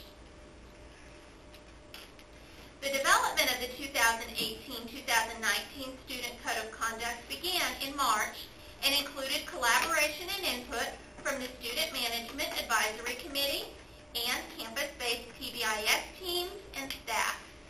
Campus and district administrators, through a series of safety discussions, also provided input, and our school district's attorney reviewed the document and provided guidance. All of this collaboration, input, and guidance led to the development of the 2018-2019 Student Code of Conduct being presented to you tonight. It is the recommendation of administration that the board approve the 2018-2019 Student Code of Conduct as presented. I'll be happy to answer any clarifying questions you may have about the Student Code of Conduct at this time. Mr. Porter? Just a clarifying, they can wear hooded sweatshirts, they just can't have the hood on. Yes, that's correct. Just making sure. Anyone else? The only comment I would have is that sitting in and listening to the sessions, I think it would be good if the administration in some sort of form or fashion to get this information, the code of conduct, more to the teachers. It seems like there's a few comments that, we don't really know what it is, or some don't know until it's time to use it, and then they got to go through it. So I think whatever is being done, I think a little more to make sure the teachers understand it and read it, and hopefully don't have to use it, but know what's in it. So that was just a little birdie sitting in the meetings listening. Thank you. Having sat through in-service a couple of years, I'm not sure that's the place to do it. well, no, I am, because you're not going to be able to get to the teachers really before in-service starts. That's true. This gives an opportunity during that in-service time, and I know time is rigid and it's structured, but with events that have occurred, to me, this would be ideal to even if you did it into the little breakout sessions where you rotate. You don't do it all in one session where everybody gets bored. You have the rotation. You address part of it, and in one session you go to the next session, you address another part, and so forth. That way, there's an opportunity for everybody to, and here's the key, for everybody to hear the same thing from the same person. And I think that's very, very essential, because your butt gets tired and your mind does too. But if you get up and you rotate, you go to another session, you pick up something, and then you move forward. And to me, that would be an ideal use of in-service time for that. And it's something that would have to be done before school started. Anyone else? I have a question that's not on here, and I had you ask what's called it. I actually had two people tell me this just in the past few weeks, but what is our policy on, I was telling them, what does it mean when I say get a room? But we're talking about public protection. What is the policy on that? If they, because they said they'd make out that they've seen kids making out in the halls and all this stuff, like people just walk right by them. Does that really happen in the high school? That's not permissible, and that is listed as, I believe, a level 3 consequence. Okay, I was just wondering if it was in there because some people had brought it up to me. I was like, okay. I don't even know what to call it, but. Public display of PDA, no, I know. It's not called get a room, it's called PDA. Okay. Yeah. But anyway. Get a room. But if they get caught, they get in trouble. Yes. Okay, and so it's a level 3? I believe so. I'll verify that, but I believe that is listed as a level 3. Because I've never heard of that before. Okay. I mean, I've never heard of anyone telling me that from the school before ever. Yeah. I've heard a lot of other things, but I've never heard that. No, that's level 3. That's not permissible. Loving, not fighting. Thank you. Come on. No, I'm going to, you know. All right, are there any other comments before we move forward with this?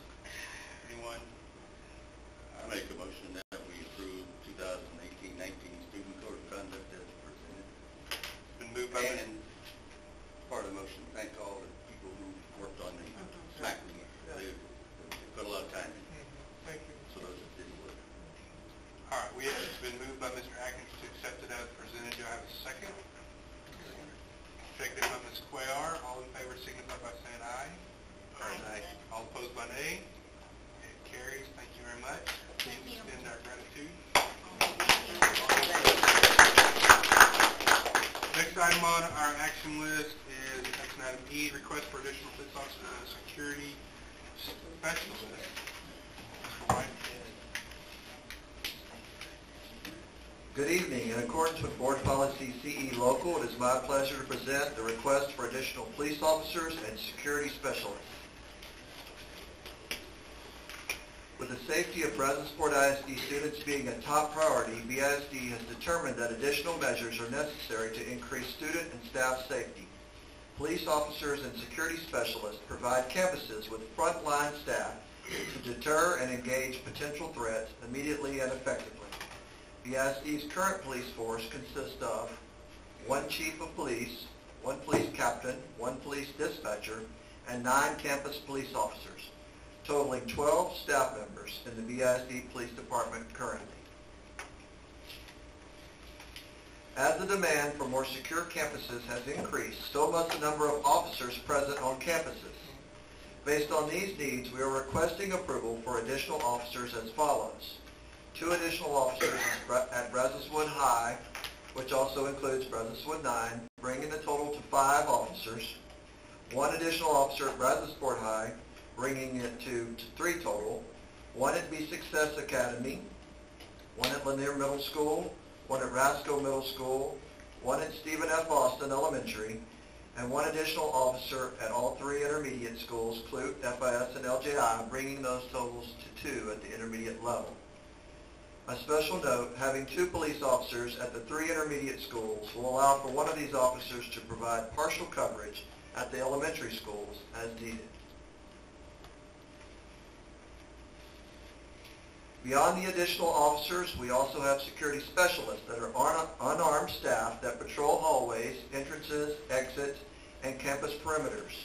There are currently 4 security specialists and 2 parking lot attendants at Brunswick High School.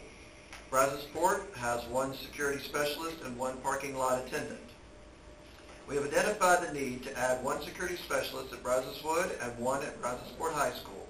Additionally, last year, FIS reduced a security specialist. However, with recent events, we will add this position back at Freeport Intermediate School.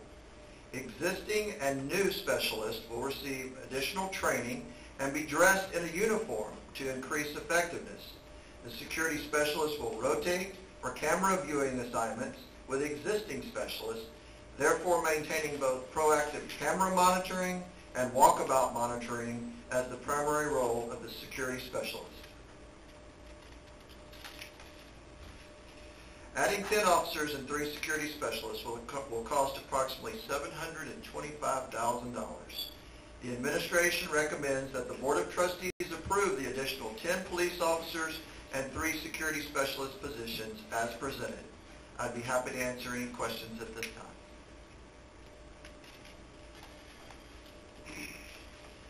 Any questions? Mr. Atkins? Sir, adding back the security specialist, why were they taken away? We had, we'll speak a little bit about that, sir. Yeah, the Freeport Intermediate Campus chose to do without theirs because they had a smaller campus. They only had 470 students and not as big a space to cover as the 2 other intermediates. And they used that person in the Nell unit for something else. Yeah, and they also have a principal and 2 assistant principals also. And so they felt like because of the smaller size of the campus, it's only half the size of the other 2 intermediate schools, that they were able, with their administrators, able to cover the campus as far as the hallways, the bathrooms, the perimeter, things like that. So we're adding it back with federal program money. but the slot was filled with security specialists. Yes, it was traded in for something else. They felt like they had a higher need. So that At the time. that position will stay? Yeah. Withdrawn security? Yes. Okay. On the parking lot attendants at Brunswick, I assume those roles or responsibilities will be a little more detailed than what they currently are because they are doing absolutely nothing currently. I'm on that campus quite a bit, and I don't even know if I've even seen them move the window on the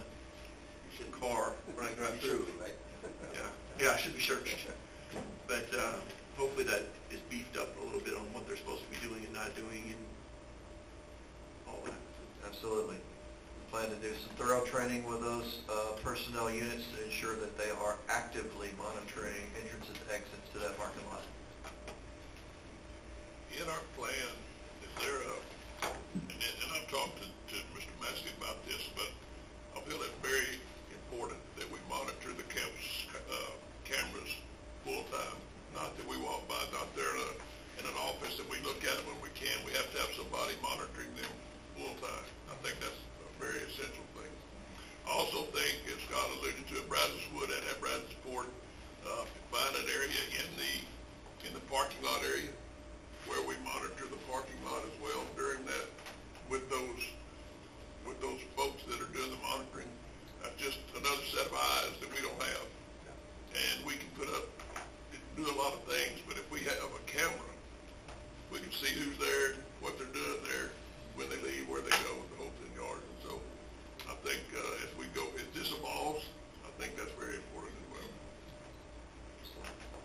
Yes, sir, and that is part of the recommendation is with these additional security specialists at the high schools. They will be, we have dedicated rooms already where they will be monitoring the cameras proactively, and they will rotate those roles so the same person's not sitting in that room doing it. Yes, sir. Any other questions or comments? I had asked a question earlier, and I think I should bring it up, is that I guess the campuses feel, even though the police officers are not really there to enforce discipline to some extent, but the office referrals with the police present, is that, do we think that's been reduced, hopefully because of the police presence? Yes, and we did share, I don't know if you got a copy of that, but yes, Ms. Pelton did have a good document showing the reduction of office referrals, and we feel that is an impact, the police presence on campus. Yes, sir, and we'll share this with you also. What Mr. Atkins is referring to is we had over 1,000 decreases in misbehaviors that required an office discipline referral this past year, so that's a significant improvement in behaviors. And again, I think you can't attribute it all to the police force. There's varying factors in there, but I think having police on campus, at our high schools, having the team leadership class, having case managers, having a very strict code of conduct that's enforced consistently. These are all factors that certainly decrease the number of misbehavior incidents that require a discipline referral. Yes, sir, it was 1,075. And a principal that sets that example too for the students, the expectation for them, instead of all the credit. Any other questions, comments? How do you recruit police officers from the schools?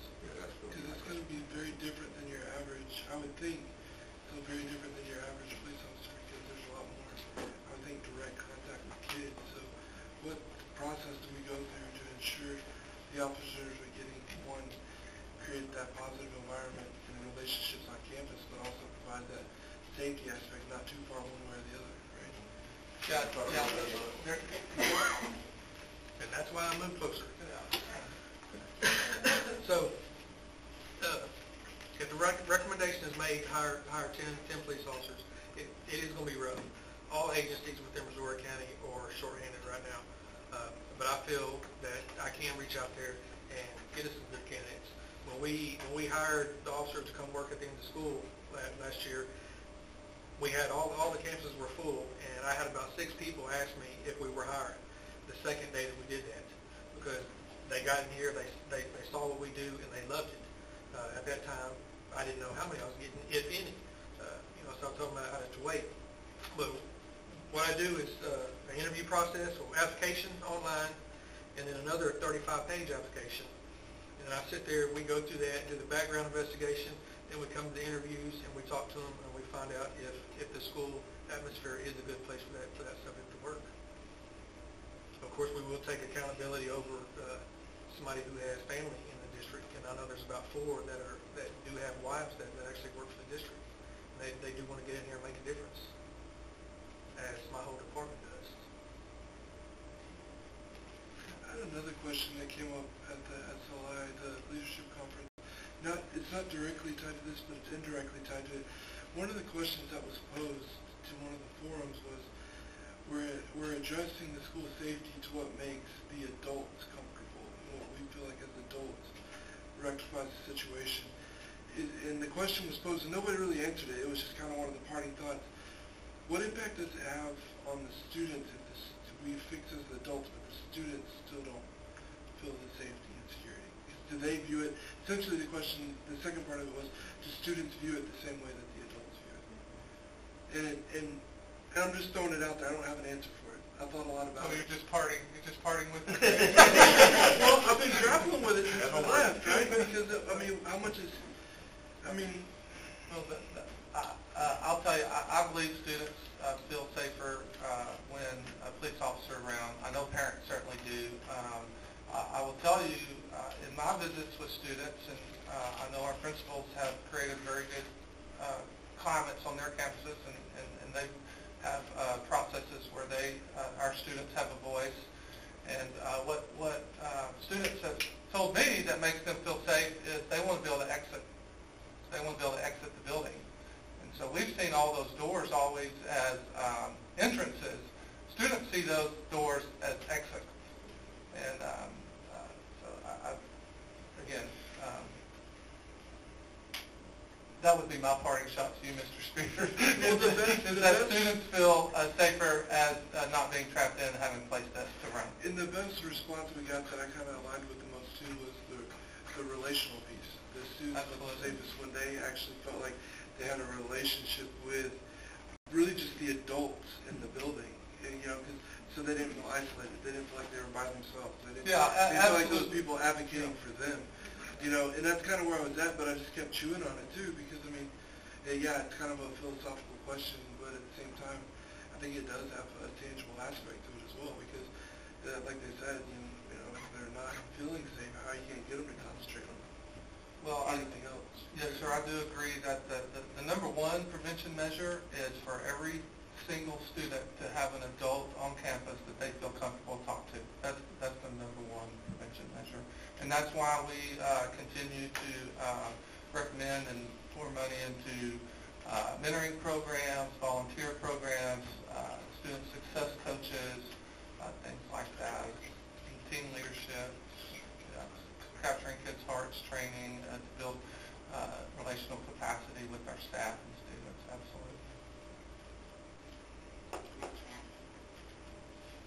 Ms. Pelton? Yes, Sure. I don't know if she got a turn, but I sit on all of the safety and security audits that the campuses hold, and I've participated on those for the past 4 years, and as part of that process, we administer a student survey, and year after year, and Chief Nichols has sat on them with me as well as Mr. West, and time after time after time, the student surveys, especially in the comments, you will see, I feel safe because there are police officers on our campus. I feel safe because the teachers are there to take care of us. I feel safe because our administrators are in the hallways. Over and over and over and over at every campus I go to, that's a running theme in what the students respond when they take the safety survey. So perhaps that can help you with your grappling. Well, this is the people that are a little proactive and enough to be reactive. So hopefully we're going to get to the mental health side in the next couple items, but that's the area that we probably need the most work on. That was my only other comment. My comment was, we've been talking about safety and security for several years with the increased number of shootings. Definitely, we have been talking about it more in the last month or so after Santa Fe. Almost everything that the convention that we went to this past week was centered around safety and security more than I've ever seen. We talked about every potential area that we could, and the term that keeps coming up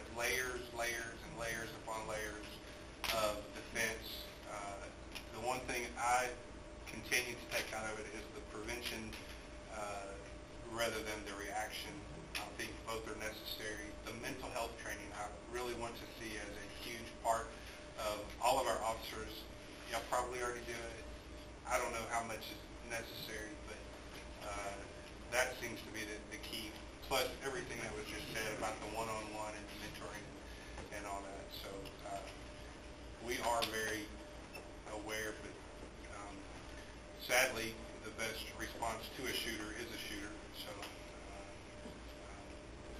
once it happens, that's where we're going. So I grew up pre-Columbine, so I hate that this is part of our reality, but it is. Scott? The only thing I was going to add to that was that, we talk about these layers. The thing that I keep hearing in response to that is that students will comment, we saw something or we knew something. We just really need to communicate to our kids. And Danny talked about a few different things that we're going to do, from a hotline or tips, or, again, feeling comfortable enough to go talk to someone. He said first layer of defense is those 2,500 students that are sitting over there, and 900 over, or 1,000 now, I guess, over in B-Port, that, if they can find a way to communicate that someone's struggling or having an issue or dealing with something, then we can get to them quicker, faster, easier, better. So I think that needs to be really communicated to those kids, that they are the first line of defense of themselves. All right, we've strayed a little bit away from the original conversation, but We'll come back. yeah, we'll come back. Let's bring it back. We do have a motion. I'm sorry, we have a recommendation from the administration for the approval of additional police officers and security specialists. Do I hear a motion to approve as presented? Move for approval. Moved by Scott. Do I have a second? Mr. Reinhardt. All in favor signify by saying aye. Aye. All opposed by nay. Thank you, sir. Thank you. Thank you. Pick them good.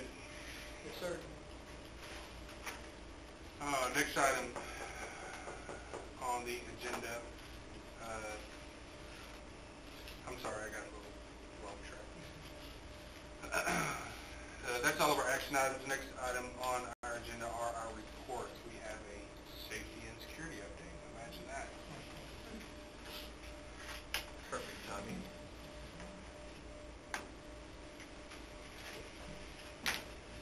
Thank you. Good evening again. In accordance with Board Policy CK Legal and CK Local, it is my pleasure to present the Safety and Security Update.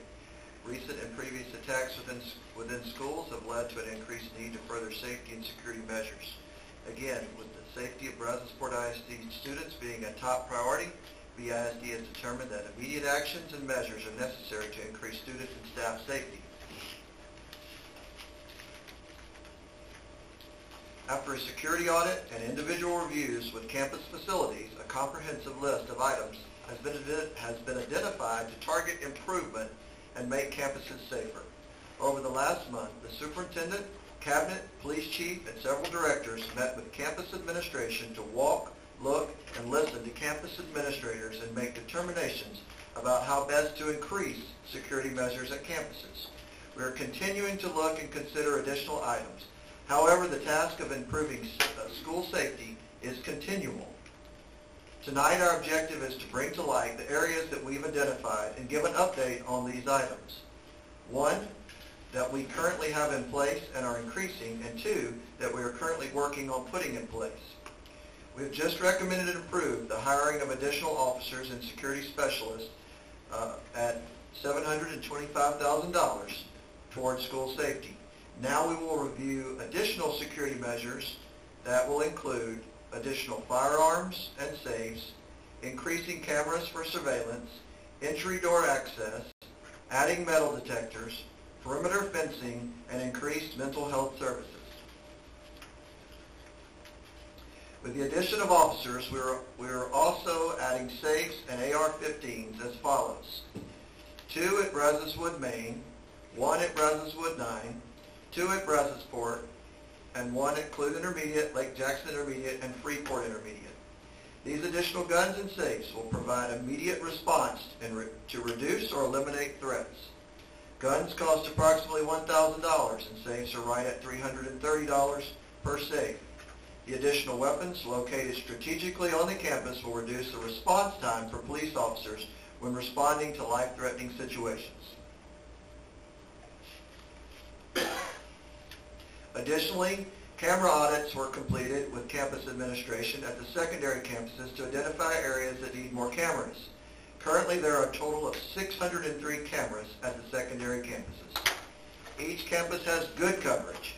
However, with administrators' feedback, we have identified areas for additional coverage. Based on the audit findings, we intend to add 196 cameras. The extra cameras will be installed to provide coverage for both interior and exterior areas on the campuses. The total estimated cost for this is $185,600 for equipment and installation.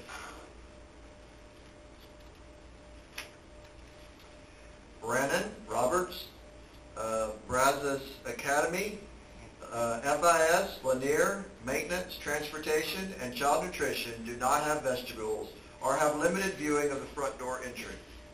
We will add a front door camera with access to control and allow campus staff to monitor who is at the front door. Visitors will buzz to request access to the building. Front office staff will buzz in the person after reviewing the camera. This controlled entry measure is an additional layer to deter and provide security to campuses that previously would have not have been able to limit the control to access to the building. The estimated cost for this is $30,000. Metal detectors offer yet another layer of security. However, it's not possible to scan every student entering the campus every day. Pushing students to limited entrances creates another risk with students congregating in long lines to enter. Also, students come to school at various times throughout the day.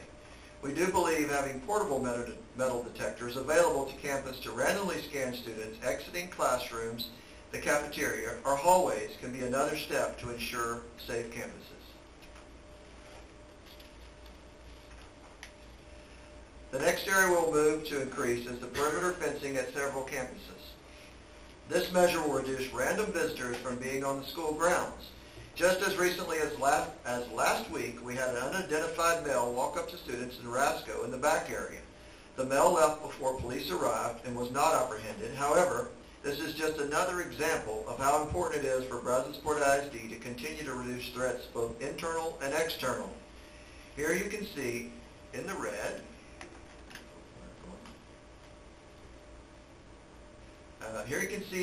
the plans for perimeter fencing at Roscoe Middle School. One important note is that our perimeter fencing will have one-way push gates or panic gates strategically located throughout each of the area fencing to allow escape routes for staff and students. We are continually aware of the need to avoid restricting escape opportunities. Cost for fencing Roscoe would be approximately $75,000. Brunswick High School will also have additional fencing to limit access to selected areas. One key change will be the installation of a gate located at the top of this slide. This is the entry for 9th grade drop-off. The gate will be closed during the school day after drop-off times and open again for dismissal. By eliminating this entry point during the day, all traffic will enter through the controlled lot off Brunswick Drive. This entry will be strictly monitored by the parking lot attendants, trained and uniformed during the school day to create a more controlled monitoring of who is on our property. The approximate cost for fencing and gates at Brunswick is $50,000. Brunswick High School will have strategically placed fencing to control campus access. Fencing seen here along the old Brazos will eliminate easy access in areas that are somewhat out of sight generally. Additional fencing close to the campus will control and limit access to buildings. Again, push gates will be present for evacuation purposes. The cost is approximately $73,000. Lake Jackson Intermediate fencing creates an additional perimeter and controls access to the property. Only a few sections are needed on the section near the football field, and then there's additional fencing on the end of the building here. This is used for CTE outdoor area and the fencing barrier, which creates perimeter fencing and walls throughout the campus site. Approximate cost for Lake Jackson Intermediate School is $32,000. Similar to Roscoe, FIS has a large area behind the campus. There it is. Similar to Roscoe, FIS has a large area behind the campus where frequent random individuals may cut across at any point during the school day. With the installation of fencing around the perimeter, students and staff are protected from unauthorized visitors. Approximate cost, $58,000.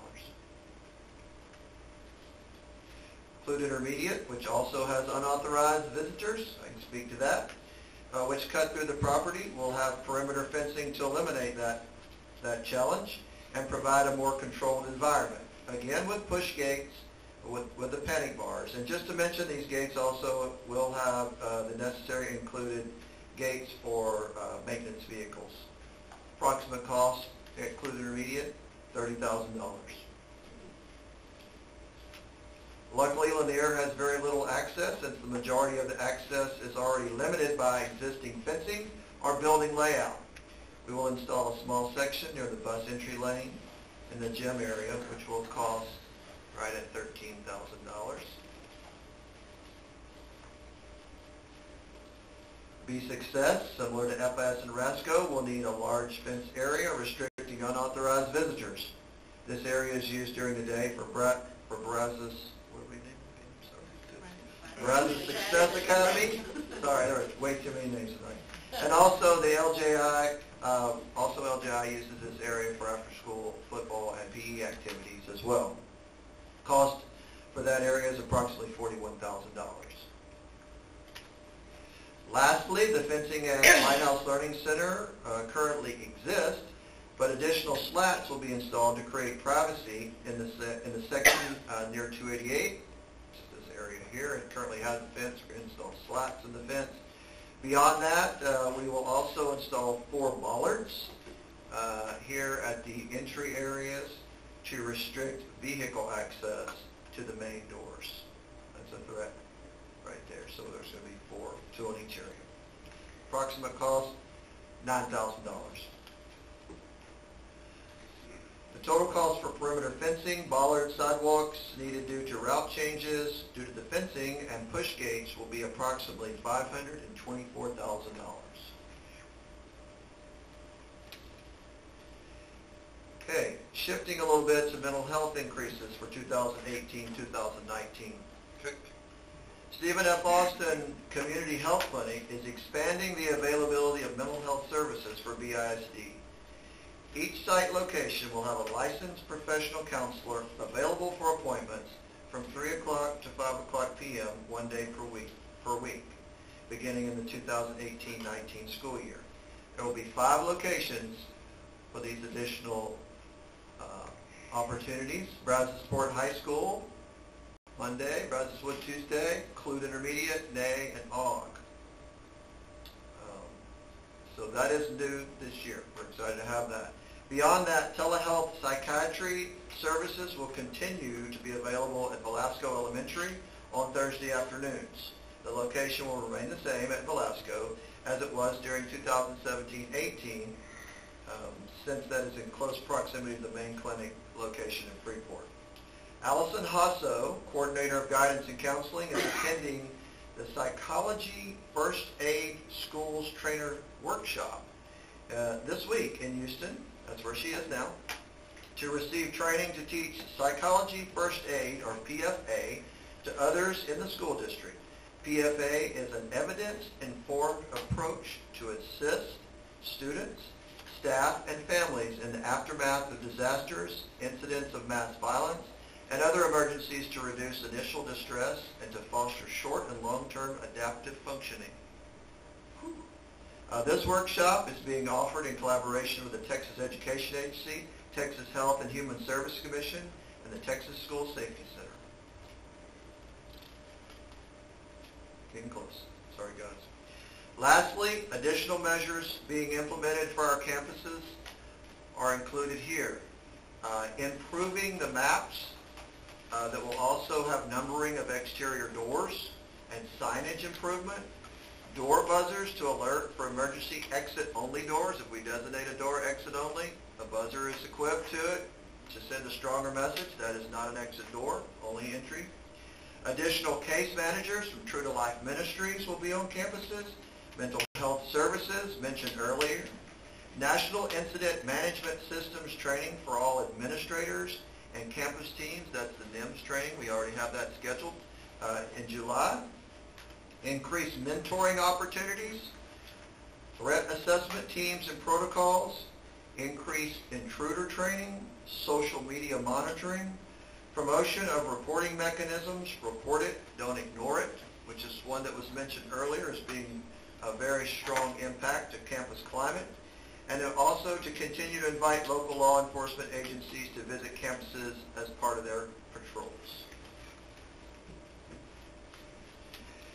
As stated earlier, we value and consider safety and security We value and consider safety of students and staff a top priority. Safety is neither convenient nor inexpensive, but we will aggressively pursue measures available to proactively protect the most valuable thing we have, our students in Brunswick ISD. The estimated total cost to implement these measures is approximately $1.6 million. The 10 additional police officers and 3 safety specialists, which were previously approved tonight, will be funded through the general fund and out of Title IV. The additional items are capital in nature and meet the intent of the 2012 voter-approved bond program. Therefore, we will take the reallocation request to CBOC on Wednesday to utilize some of the remaining 2012 money to implement these additional security measures. We would be happy to answer any clarifying questions you have at this time. On the fencing proposal, as you went around the campuses, did you factor in and take into accountability ADA needs for wide width ramps and stuff if there is issues to make? Yes, all municipalities have been contacted as far as building and the fire marshal and with the ADA. That is all in consideration as far as that aspect, but also the fire marshals have been involved. We have made contact with all that we have proposed and let them know this is a proposal, possibly coming your way. We want to keep them informed as far as that is. Thank you. The mentoring programs, opportunities, we got a little more details. I know it's not, not total, but what does that include? What could that include, I guess? Yeah, a better question. We've started our own local course. As you know, we brought in True to Life Ministries Club Belay to Brunswick last year. We've had it for 5 or 6 years at Brunswick. Last year was the first year we had it at Brunswick. Went very well, but also our own internal mentoring program is going to be called Lift Up. Ms. Sharon Ritchie has been a volunteer coordinator, has taken on her new roles, and so that is another opportunity that we can provide separate from what True to Life Ministries does. Our own school district mentoring program will be called Lift Up.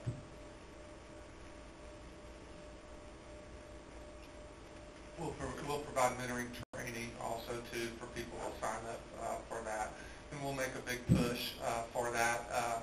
As you know, we get lots of requests of how can I help? How can I help? That is a way that many adults in our community can help, is to sign up to be a mentor for kids. I think the way maybe to look at it too is to maybe approach the retired teachers group. There are a lot of those folks, I think, that would, if approached and things were explained to them properly, that would be a positive source for, that they could provide tutoring and mentoring, which I think is a plus. Answer your question. Any other questions? On that front door asset control, you have Lanier Middle School there. Don't they already have front door control? They have a vested group. Yeah. And you have them listed as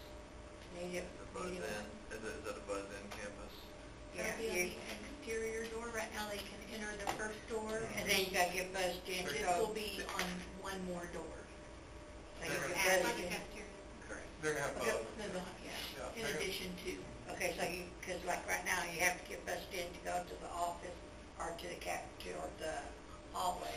So where's that door going to be put? The challenge was that we had an issue where students might end up in what they call the man trap, and we didn't like that. So You got the middle? we had some extensive conversation on the best way to mitigate that. And Okay, so they're going to move that one door. They're not moving the door, they're just adding the device to the outside of the door, the very exterior door. Yeah, the door that was the most interior door was also the same door that was used for students to come into the office. So anytime a student came in the office, where they were opening up the man trap. And so that's the one, that's the door that's going to remain locked. And so students will be, anytime a student has to come to the office, they will come through over by where the AP entrances are, offices are. They have another entrance. Right. Yeah, yes, ma'am. So that will be the student entrance now, not the one. The one in the front. Yeah, the vestibule. Correct. Yes. Yeah. Question.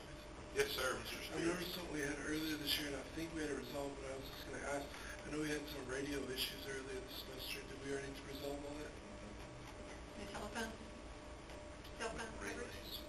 Cell phone coverage is not as easy of a scenario. I mean, Right. we've reached out to a couple of them, but it's all carrier specific. So then you get into, are we going to do it for T-Mobile, AT&T, Verizon, Sprint? You know, how do you? The only other way is to tie it into your network, and then you're competing bandwidth. You're potentially taking away bandwidth for testing and all these other student operations for cell signal to pull out through. So that one's not as easy. We're still trying to have further conversations of more of a repeater type scenario that's not carrier specific, but there has not been a solid solution that we've come up with on that yet. The one time that we entered into a large build out like that was when we had an agreement with Sprint, and we had 300 Sprint handsets, so they funded that because they were getting something out of the deal. We're not going to get AT&T, Verizon, T-Mobile. It won't be very likely they'll fund that because we don't have a district agreement with them. It's just everybody's personal phones. But we do have all the district phones. We have the standalone paging outside of the district phones. We've got phone paging as well, and then we now have very nice handsets, very robust radios that I guess Ms. Phillips kind of helped. Maybe she worked with Ms. Penavalley because y'all had a good system, and so we have provided those for all, or in the process. I think they're already got radios. Can I ask one Radio. question? Yes, sir, Mr. All right, Dave, you mind going back to the mental health calendar you had up there?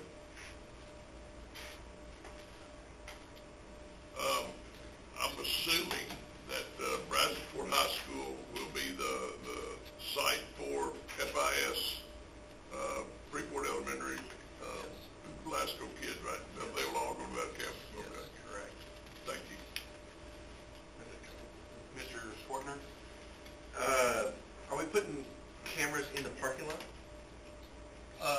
It's broke out on the slide that Jay had produced earlier. Some of them will be in the parking lot, yes.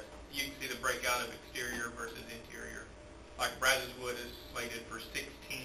I didn't know if exterior just meant at front doors pointing out where that actually meant. It just depends on the site. Some of them will be in the parking lot area. We can break that information out and get that. We can put that in a board update or something if you guys want. I just need to know if there was some there. And then, we've kind of casually talked about this a couple times, but during a crisis, do we have the capability to provide a live feed of those cameras to agencies? We do. We can provide that to basically anyone that we would want to. Now, I don't know what our plans are. Yeah, they have to be on our network. Yeah, we can actually, we have the ability to do beyond that, but right now, yes, it's just in our network. Like I said, I don't know what our plans are for the future, but as far as how we would structure anything like that, but we can provide access to anyone inside of our network. That'll likely be part of our NIMS training that's coming up, our incident control, as to how we set up for monitoring those cameras during a crisis. Right now, we've not allowed any access outside of our network, but that would be... Even if there was some type of handheld we could provide to those initial responders going in, because that was an issue at the Santa Fe ones. They were familiar with the site and they didn't have anything. Map was just a fire extinguisher or exit map, and so having access to that as they were going forward was an issue. The other thing that came out of the presentation Danny and I were at was local agencies didn't have the master key. So the SWAT team was given a wheel of 50 keys, and they're going room to room trying to figure out which key was to which room. So we need to make sure that each of our agencies have access to our master key. And then the only other thing, I know we're buying some additional guns and some additional safes, but I know previously they were held in vehicles, but if there was a need to buy an additional 2 or 3 safes to move those guns from cars into campuses, I think that'd be worth it. If that's an amendment we can add or something that needs to be looked at, but I would like to see those not be held in cars, but held in campus somewhere. So the maps have already been emailed. The maps that we previously had have already been sent to all the chiefs of police in our district and at the sheriff's office. We are currently updating them with the new camera system that we're getting. Once we get those, and then once we get all the doors numbered, we'll go back and update them again, and I'll send them out again. I'm currently getting 20 sets of master keys made. There's about 5 or 6 keys altogether per ring. I'm going to put a number on there. I'm going to keep 10 of them. Captain's going to keep 10 of them. If something does happen, we are the incident commanders. We will pass out keys as those agencies arrive to help us. That way we know who has the keys. Schwartner gets number 1. Boom, you're gone. You're going. With that, we can also laminate a small map of the district on there as well. Yeah, and the reason the rifles are kept in the vehicles is for a response.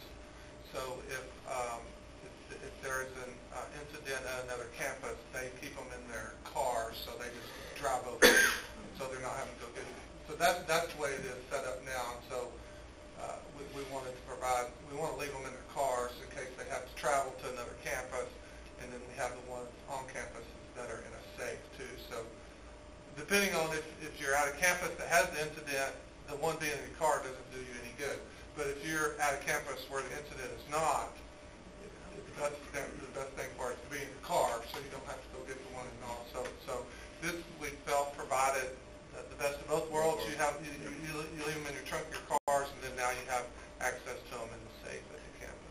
Have we, one of the other things that popped up, that have we invited local agencies to come tour campuses? Are we setting up dates for them to come be on campus, to know wing names and gym locations? I've already sent it out about 5 times.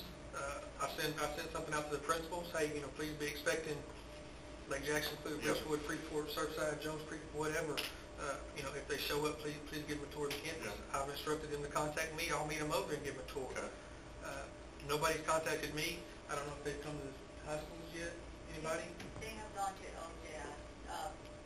Lake Jackson went to LJI? They just show up and they do it. Can we get a master list on those who have and who have not? Yes, sir. And I know you are meeting quarterly, I think, now, so maybe you can have them on a campus instead of meeting at a police station. Maybe we can meet at a campus, too, to force the issue a little more. I strongly recommend that if anybody on the board has not been to a NIMS training, I would strongly recommend that you go to a NIMS training to see what process or protocol is in an instance like this. Because as Chief said, he and the captain will be incident commanders, and Santa Fe couldn't have been anywhere remotely successful as they were if they hadn't had the NIMS training just not too long ago, I think. So I strongly recommend it. I saw you're having it on the 19th of July, maybe, that if you have the opportunity to go to part of it, all of it, and see what I don't even know what numbers y'all are doing, but whatever numbers you're doing, but it'd be worthwhile. I'll also answer your question you were asking about the cameras. There's an incident at a school in front of my office or in a building. I'll run to the cameras and I'll find where they're at, and I'll be on the radio telling the officers what's going on. This is what's going on. This is what So yes, I'm monitoring the cameras. And if she does respond, that's why I do have the camera system set up in my dispatch office. She's got a 50-inch monitor. She can pull up that school and she can start looking at stuff and start relaying it to us, and as well as the oncoming units coming from other agencies as well. And I'll have them, Mr. Washington will have them, Ms. Felton will have them. Any other questions? I'm back on the cell phone things. I know how difficult it is to get that, but I also think that if an incident ever came up, if we had a bunch of people that had cell phones and could get the word out quicker and all that, just the idea may not work, but you might check with the different carriers to see if anyone's going to be needing a tower soon. But I don't know if we're allowed to have towers on our land. I think the issue is penetrating the building. It's got to be inside. So we'll It's have, got to be an inside 10%. Okay. yeah, well, we have good signal at the perimeter, but you get inside all the cinder block and iron and all that. Gotcha, okay. And so when we did the build out in the past, for instance, with Sprint, they actually got in the crawl space in the ceiling, Right. and they would put all these repeaters that actually had access back through the roof, and that's how they distributed signal inside the building. So just for an example, I think it was about $400,000 is what we spent for Sprint, way better what they spent to do that build out. So if we were trying to do that, let's say we picked Sprint, Verizon, and AT&T, the three biggest carriers, you would. Well, that's what I was thinking, if we didn't need equipment, maybe if we provided them a little bit of land for, that's why I was saying if they need a tower, if you hear of anybody needing a tower, then maybe they would provide that to us at some of our campuses. Oh, maybe they would discount a build out? I think they do it for free, because I know how much they pay for land lease for a tower. But just so you know, we give you a tower, place for a tower, a 25-year lease or whatever, but we want you to do this for these two schools. But I don't know legally if we can do it, but it's just something to look into and think about. Because they pay big bucks for those towers, and if we could get them where they could do the tower for free, but trade some work. Like I said, legally, I don't know if we can do it, but just something to look at. Something else too, I hate to even, I guess, speak about this too far and wide, because there again, it can be detrimental to our network, but just about anybody can take their phone and turn on Wi-Fi calling, and then they're going to get out through our network. Obviously, we don't want everybody that's on our network to do that, because then all of a sudden we can't run payroll or students can't test or whatever it is we need that bandwidth for. But in an emergency scenario, we could make that a protocol that, to switch your phone to Wi-Fi calling, and you could do that. Any other questions? One more. Are we planning to increase the number of case managers? We did add 2 case managers previously in April. We added one at the Success Academy and another one at Brunswick High School. That was approved in April. That was a recommendation, and the board approved in April. We also have partnership with communities and schools for case managers. There was a case manager that was assigned to Fleming Elementary. Obviously, those are 4-, 5-, and 6-year-olds, and so the cases were not as needy as what would be for secondary students. And so that case manager, we got approval from communities and schools to move that case manager to Clute Intermediate. So Clute Intermediate will have a full-time case manager, and we have added 2 more True to Life Ministry case managers. So we added 2 last year, but we don't anticipate adding any additional for the upcoming year at this point. No, the 2, correct. The 2 we added were for this upcoming year. Yes, sir. They're pretty good. I had a few. Some of the things on there was the social media monitoring. I know we had talked about some type of software monitoring where it's not necessarily a person sitting there reading social media, rather it's algorithms that are monitoring for words, names, whatever. Is that a part of that line item that was on there, social media monitoring, or is that something else? In conjunction with that is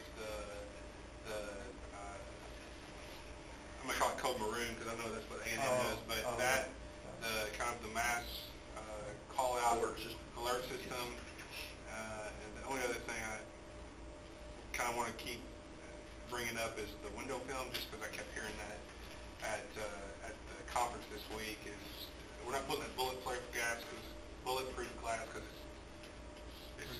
Glenn, but if we're going to spend $1.6 million or whatever it was,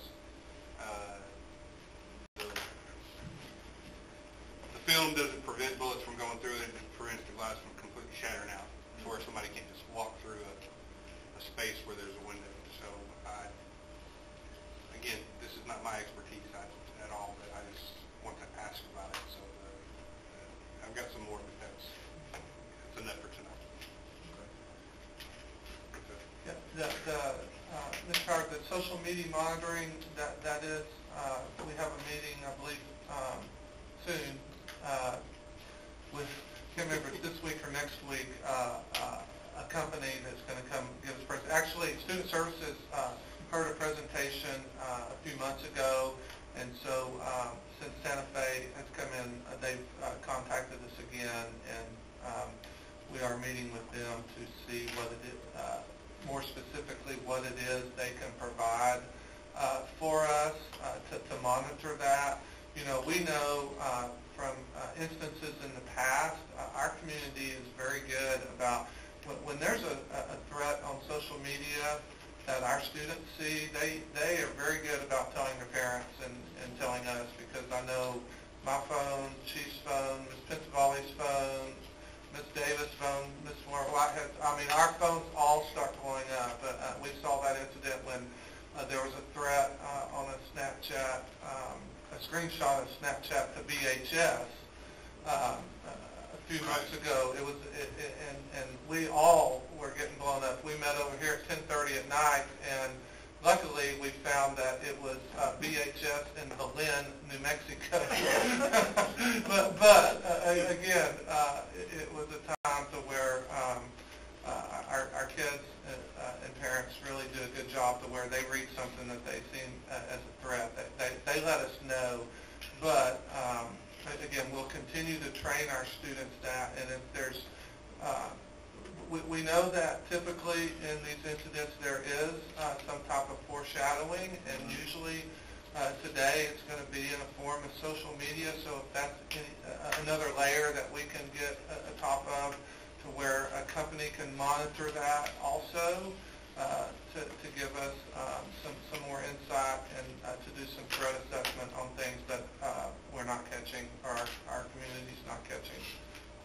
So yes, sir, we are looking into that, and are going to hear a presentation from a company, and have been in contact with other districts that are doing the same and using it too.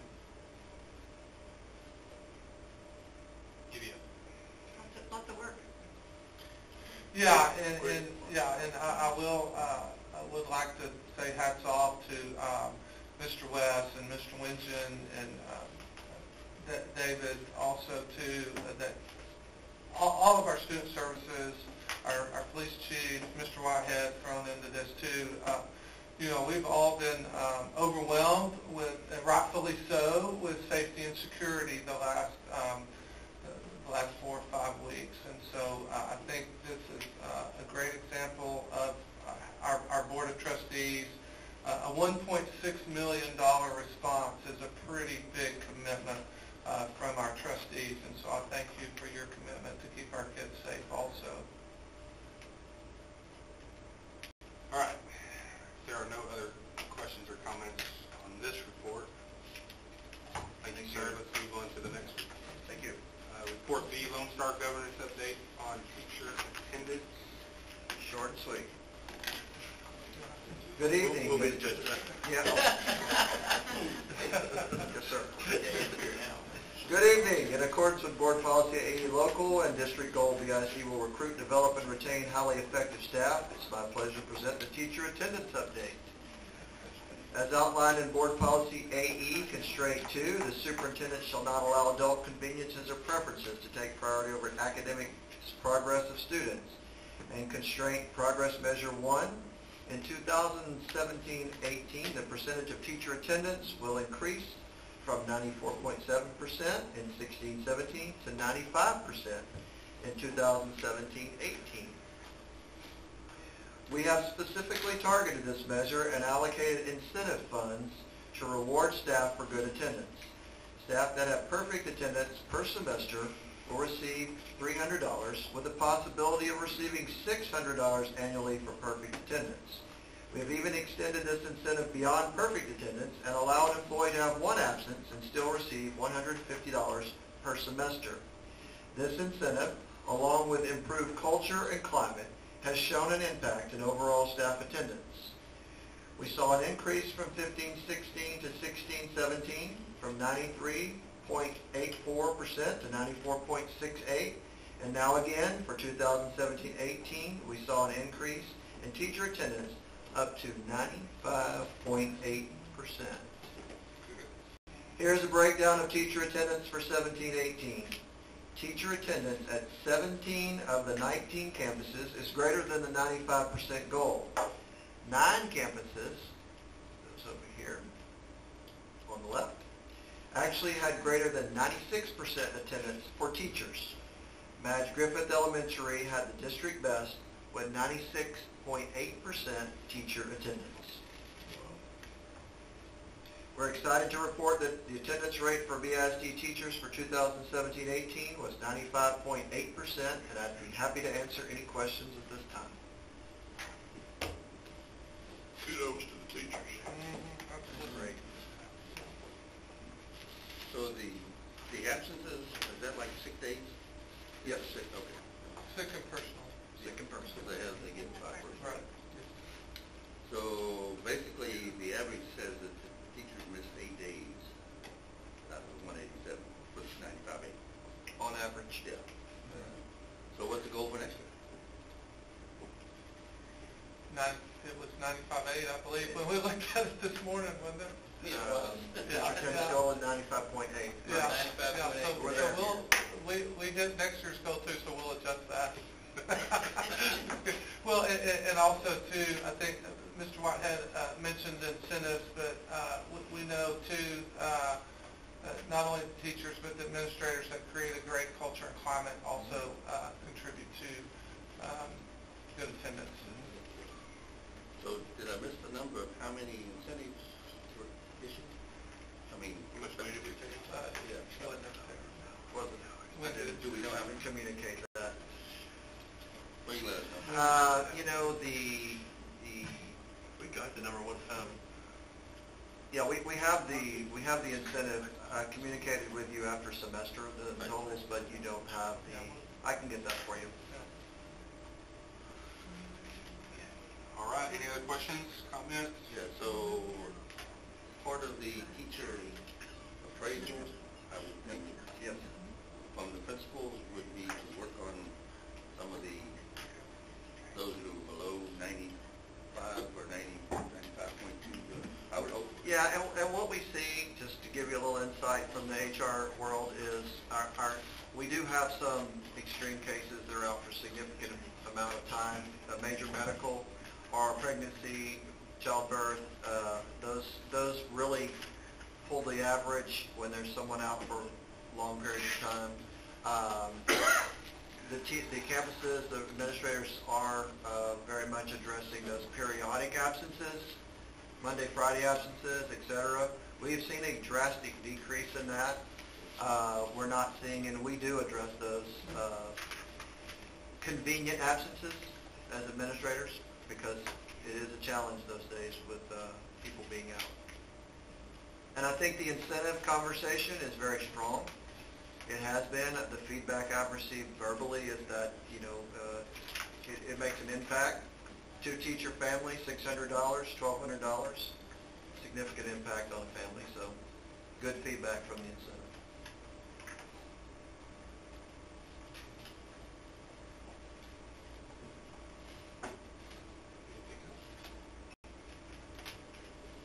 All right, thank you, Mr. Whitehead. Thank you. Next report is Lone Star Governance Update on Professional Learning Communities Implementation, item C.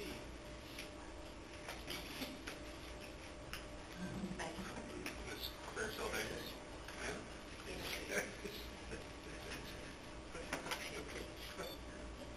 All right, good evening. I'm glad y'all are all still awake. My best part, professional learning communities. In alignment alignment with Board Policy EH Local and Lone Star Governance Student Outcome Goals, progress measures, and our district goal, BISD will provide a rigorous and relevant learning experience to ensure that every student will be future ready. I'm pleased to present our Professional Learning Communities Implementation Plan Update for the 2017-2018 school year. A quick review to ensure that we all have complete clarity on this district initiative. Let's discuss what exactly is a professional learning community and why is this our district initiative. The research defines a professional learning community as a team of people working together interdependently to achieve a common goal for which members are held mutually accountable.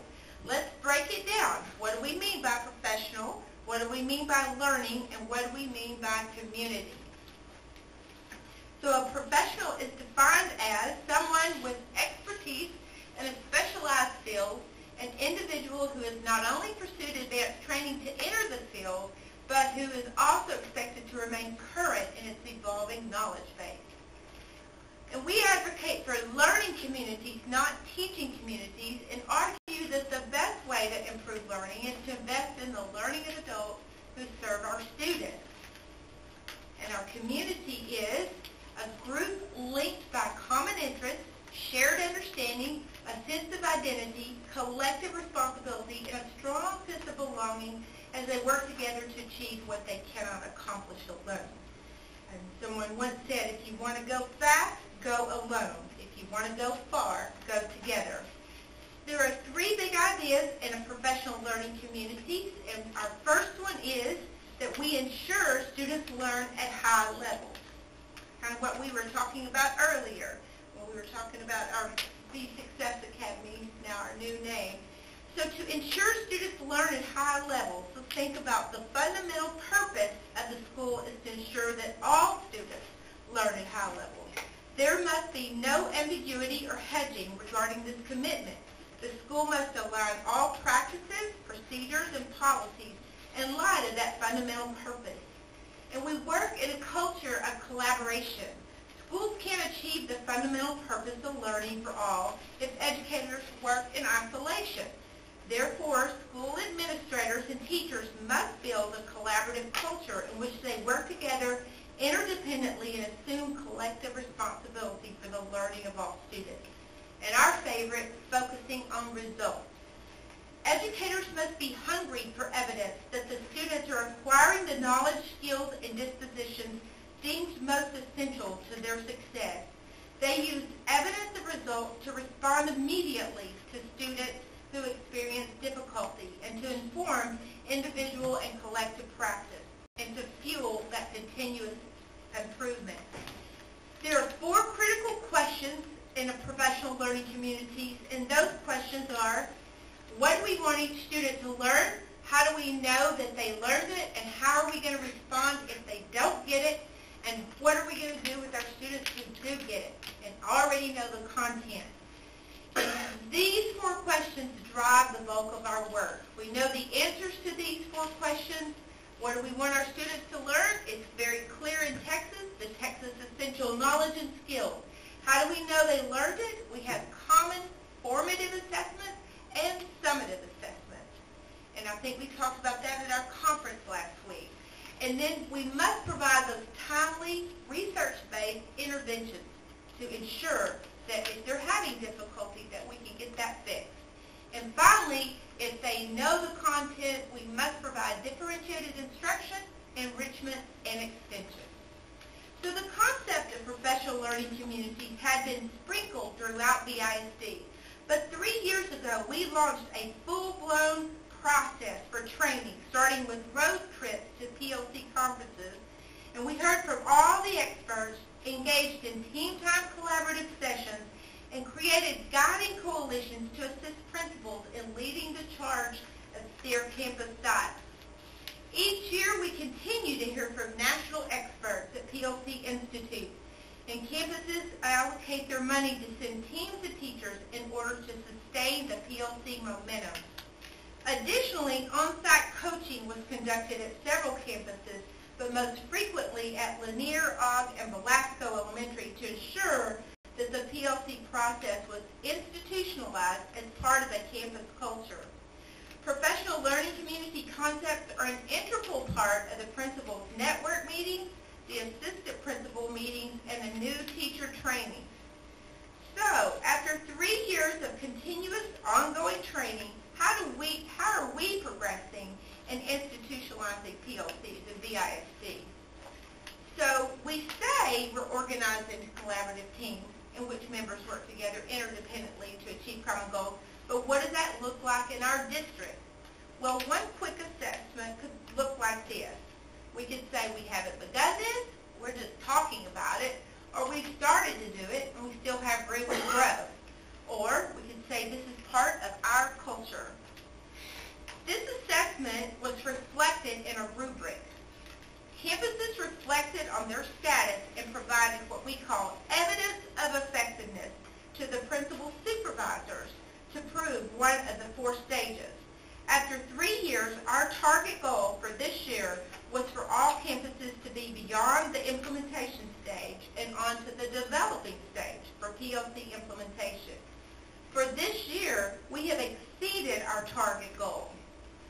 Based upon the evidence, we had one school reach the sustaining category, and that was Polk Elementary. The collaborative team process at Polk is deeply ingrained in the school culture. Staff members view PLCs as the engine that drives that continuous improvement. The teams are self-directed and consistently focus on measurable goals to monitor improvement. The collaborative team process serves as a powerful form of job-embedded professional development. Polk is not only an exemplar campus for our district, but serves as a national example, and it's listed on the All Things PLC website. Based upon further evidence, all of our remaining schools are in stage 3, the developing stage, and we're very proud of that. So, how are we going to go from developing to sustaining?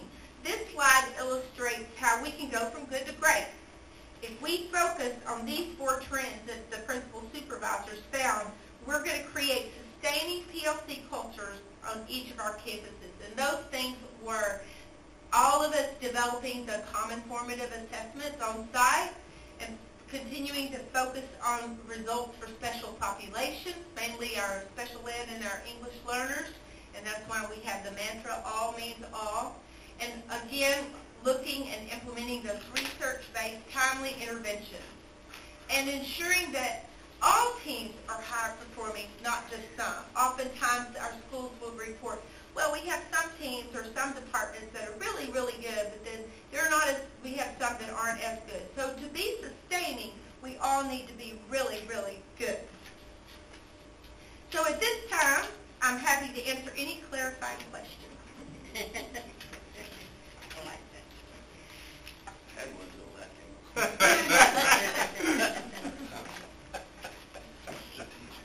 questions? Yeah. So what's the biggest hindrance or obstacle from getting to developing to sustaining? Well, again, we'll go back to, these are things that we really need to hone in on and do very well. We're very good at looking at our district benchmarks, or we call the CBAs, but each professional learning team is supposed to develop their own common formative assessment, not central office codependency. So they begin with the end in mind, what do we want our kids to learn, and they design how they're going to know that they learned it. So when we can hone in on that skill in our grade levels in elementary and our departments in secondary, then we can really refine that, because that's a game changer, the common formative assessment. It's like check marks along the way, checks and balances along the way. And it's our teachers meeting together, and they're creating those assessments, not central office for them. And the other piece is ensuring that that we're providing those accommodations for our special population. Those 4 things. The RTI, I think we're doing very well, but we just need to do not just well, but great, to ensure that we're getting everybody on the grade level and future ready in high school. And again, have good and some grade levels are good in some departments, we need to have, not sprinkles, but have solid institutionalization of our teams are strong in every area. And as campus principals and supervisors, we need to provide that support. So those are 4 things that we saw as a trend that we can get better.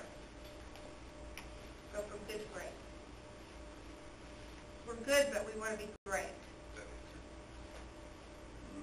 No, I'm still, what, those are the 4 areas that we need to Hone in them. Yeah, but what's the biggest obstacle of getting there, of these 4? Is there, not so much the categories, but just, is it time, effort, knowledge?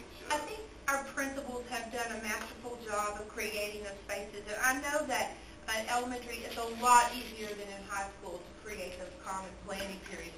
That we have done a great job. But what do we do when we're in the common planning period? And that's the piece that we have to ensure that our teachers have bought in to working together collaboratively. We still have some individuals that just want to remain in isolation and do their own thing and shut their door. And they look at it not as a collaborative piece, but a collaborative piece. And we don't want them to collaborate. We want them to collaborate. And so with that, you have to buy into that concept of teamwork. And there's research, compelling research, that when you work as a team, you're going to get higher results than if you work in isolation.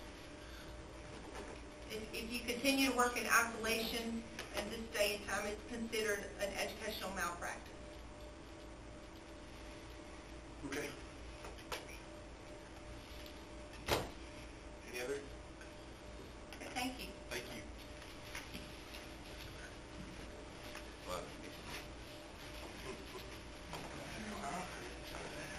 Next item on the agenda reports is item B, freshman cohort credit update.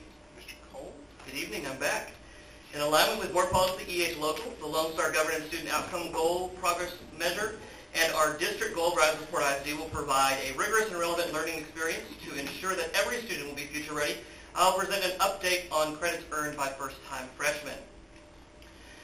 The district goal for our first-year freshmen reads, the percentage of first-year freshman students who earn 6 or more credits will increase from 89% to 95% by the year 2020, with a progress measure for this year being set at 91%. I'll be providing a brief update on the status for this measure tonight.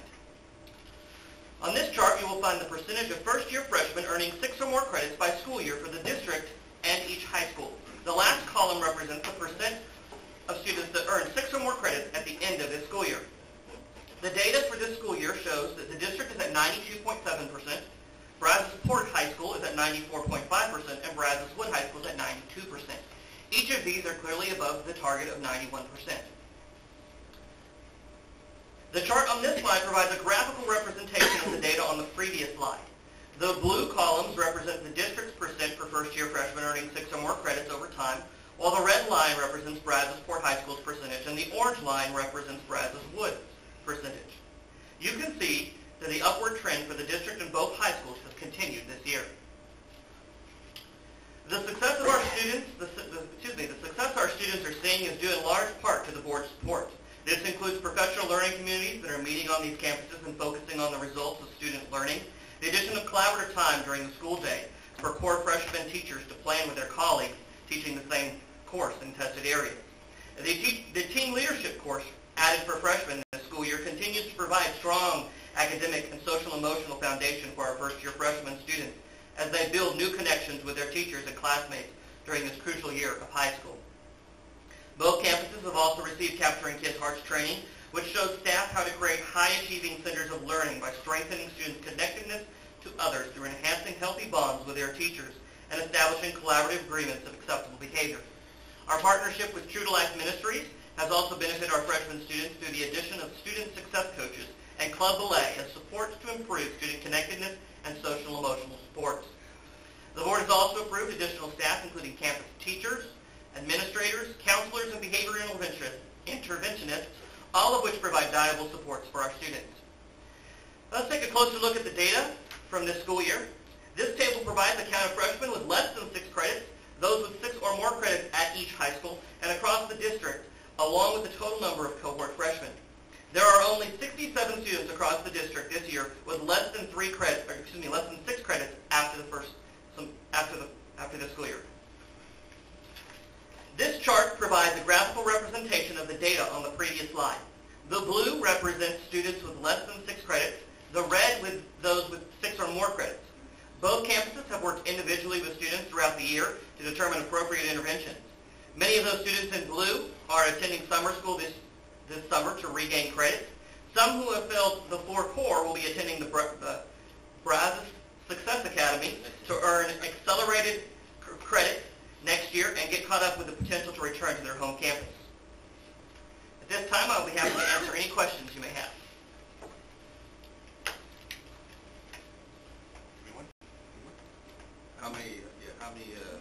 How many are in summer school of the 67? Do we know? I couldn't give you the exact numbers, but I know that our summer school numbers, we have several hundred students attending summer school right now to regain credits. So the vast majority of those students would be in summer school. Where's the summer school being held? They are held at all 3 of the high schools, at Brazos Wood, Brazos Port, and the Brazos Success Academy.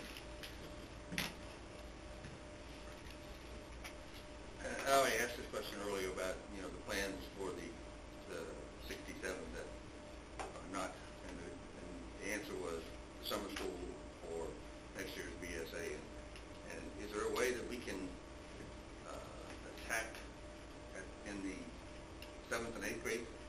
Is that, do we have a program for that? So, when they get to the 9th grade, catch them, and we're talking, I think you said, or somebody said that the goal was 95% for 2020? Yes, sir. Is that too low? I know we're 92.7 and all that, but... Well, one of the great things that I see looking at the data is that number, we continue to see that number grow and grow every year. So if we see that number, that goal is set too low, we can definitely raise it. As to 7th and 8th grade, we are definitely targeting those grades as well. Sometimes we package everything in the response to intervention label when we really we're looking at what we can bring to both 7th and 8th grade as far as, with our focus on Read 2020 in our lower levels. It's just as important. Reading is the key to success in all grade levels. So if we find that students are not reading well in the 7th and 8th grade, we have to address that deficit for them to see success further down. And then we also see the need for some math supports as well. So we have been working on that and formulating plans for how we can continue to increase those levels of supports at our intermediate campuses to help see our future freshmen to be even more future ready. Yeah, I think also too, it's important to point out, Mr. Atkins, that these are students that have less than 6 credits. So I don't want this to get confused with the students that we send over to BSA after 9th grade that have 0 credits. These 67 students, some of them have 3 credits, 4 or 5. They have less than 6. And so I think that is a significant number from that shows a dramatic improvement, because we would have over 50 students before, well over 50 just at Brunswick that had 0 credits. Now we only have 50 that have less than 6. So that's I don't want to get confused that these kids automatically qualify for B Success. They don't. They may just be 1 or 2 credits short of 6. Yeah. I want to say district-wide, we may have had 9 students that qualified for as freshmen for the B Success Academy. So there's a much smaller number of students that we're looking at. And again, we've been in this credit recovery, chasing our tail around for decades now, and it's never really going to stop until we have an impact like that, to where we get a number down to 5, and where it's a Tier 1, as we call it now, Tier 1 issue, where we're getting kids, the majority of our kids are getting 6 credits, and not failing a large number of courses. You can just see 4 years ago, it was mid-80s. I mean, it was, those are the kids now that we're trying to serve in BSA. You know, the kids that were the 14, 15 cohort, so again, now we feel like with addressing the freshman cohort, having a freshman initiative, now we can address those credit recovery kids and not be overwhelmed with numbers like what we see. When you only have that few kids getting on grade level, now, I mean, again, that's a huge task there. Now the numbers are, when you go from 50 or 60 or whatever it's been to 9, that's an intervention now. That's not a tier 1 issue. So, and we'll continue to get better. So these guys are ready for the 9.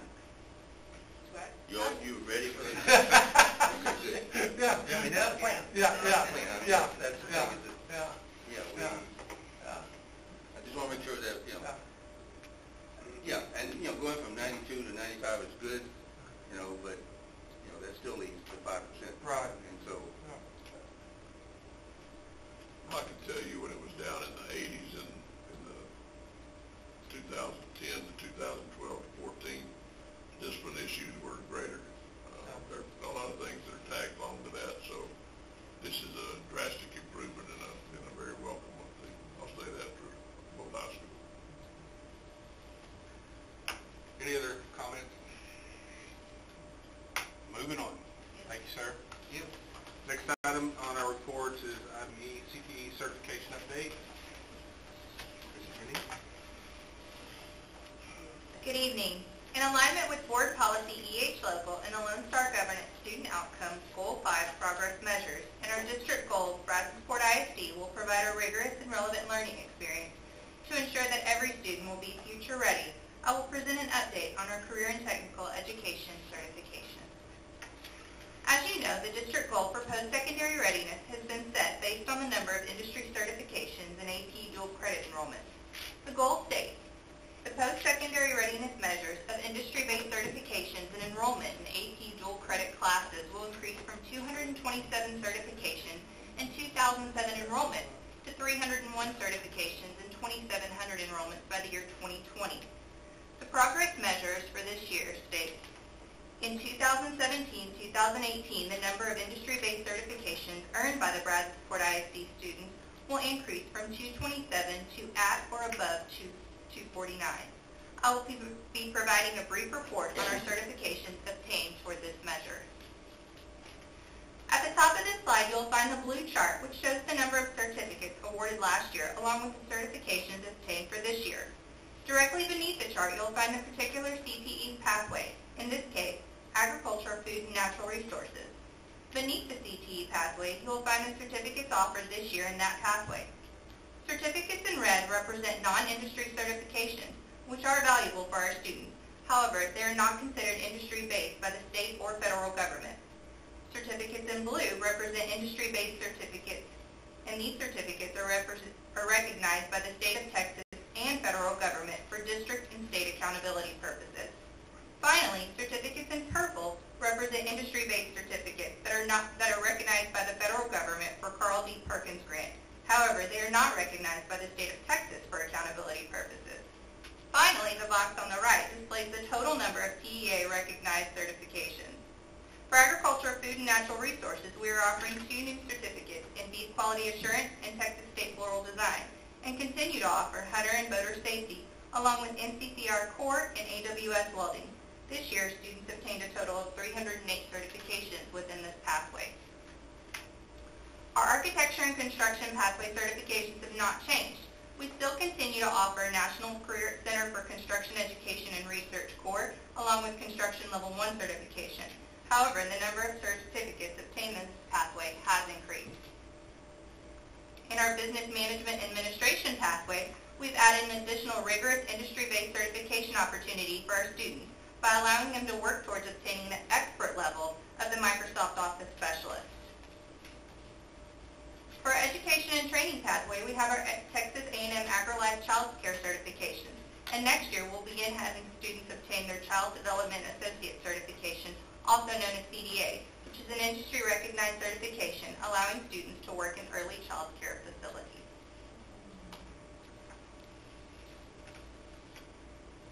Within the health science pathway, in addition to basic CPR life support, we continue to offer multiple industry-based certifications in health science, from certified medical assistants, CMAs, to phlebotomy technicians, to certified EKG technicians, along with adding an OSHA 10-hour safety certification, which specializes in the healthcare field. Within the hospitality and tourism pathway, we have added our culinary certification from the American Association of Family and Consumer Sciences. And finally, we have exciting new opportunities in our manufacturing pathway. In November of last year, our CTE department hosted a 3-day workshop over the AWS Fundamentals of Welding and Industrial Certification. Attendees included BISD manufacturing instructors, along with welding teachers from multiple districts such as Waller, Meadville, Angleton, and Sweeney, where they learned the theory and practical applications of different types of welding. 7 of our CTE teachers attained upwards of 6 additional welding certifications through AWS, which they took back to their schools and assisted students in gaining more industry-based certifications. This training has allowed us to increase our certification offerings in the manufacturing pathway, along with the number of certifications that our students have obtained. It is important to note that many of these areas where you see new certifications we're able to offer to those students at multiple points in their pathway. For instance, if one of these welding certificates would typically be earned in a junior year, this year we're working to get those in both junior and senior level courses certified. We'd anticipate that the number of certifications would be reduced in proportionality in future years. This final chart shows you the number of certificates by certification type. Our district goal was set based on the middle column, or the industry-based certifications that apply to state accountability. You will see that we have definitely surpassed the industry-based certification goal of 249 certificates this year and have reported 656 industry certifications this year, with more continuing to be reported over the summer months. At this time, I will be happy to answer any questions you may have. Is there a process for school districts to push TEA to recognize more things? There are. Actually, right now, TEA is still accepting recommendations for next year's final industry certification reports. They're accepting it from districts. They're accepting it from companies. So what we're doing collectively within the Gulf Coast District is we've gotten together and added additional certifications we feel are beneficial, but that TEA hasn't recognized yet, such as the OSHA safety certification, that you would think that would be a basic one. And even this year, right? I mean, there were many that weren't included on there. Get that one before they start welding. Yeah. It's kind of beneficial. There you go. Chicken and egg. So, and even something as simple as the basic life support CPR certifications that our students obtain. Those are beneficial before they can enter into hospitals in the clinical or practicum programs as well. Good. That's outstanding. Any other questions? I think it's great. I'm a plug for CTE because I've been working with 2 young guys. They both just graduated. They both have their certifications in different fields, and they both got jobs, good paying jobs, because of it. And it's life-changing for these 2 young men. So I'm just blessed that I got to see it kind of up close and personal. It's way more than just numbers on a chart. Those are people. Life-changing. Those are life-changing. So, thank you. Thank you. All right. Thank you, ma'am. Next item on our report is advanced course enrollment update. Mr. Brian Cole. Buenas tardes, una vez más. As a student in AP Spanish earning the CIL by literacy, you might say. Good evening, one more time. In alignment with board policy EH Local, the Lone Star Governance Student Outcome Goal Progress Measures, and our district goal, Brazosport ISD will provide a rigorous and relevant learning experience to ensure that every student will be future ready. I will present an update on our advanced placement dual credit enrollment. As you know, the district goal for post-secondary readiness has been set based on the AP and dual credit enrollments. The goal states the post-secondary readiness measures of industry-based certificates and enrollment in AP dual credit classes will increase from 227 certifications and 2007 enrollments to 301 certifications and 2,700 enrollments by the year 2020. The progress measure for this year was set at 2,057. I'll be providing a brief update today on our status for this measure. This chart represents the combined enrollments for advanced placement and dual credit courses by school year. You will find the district total represented by the green line, Brazos Woods total represented by the blue line, and Brazos Port's total represented by the red line. The district total of 256 enrollments is within one enrollment of our goal. You will find that Brazos Port's total increased while Brazos Woods decreased. For Brazos Port High School, their total enrollment of 343 represents approximately 170 students taking 2 courses each, while Brazos Woods' total of 1,713 represents approximately 1,000 students taking 1.7 courses each. This graph represents only the dual credit enrollments by school year. For this school year, Brazos Woods' 612 enrollments represents about 430 students taking 1.4 courses each, while Brazos Port's 163 enrollments represents about 100 students taking 1.6 courses each.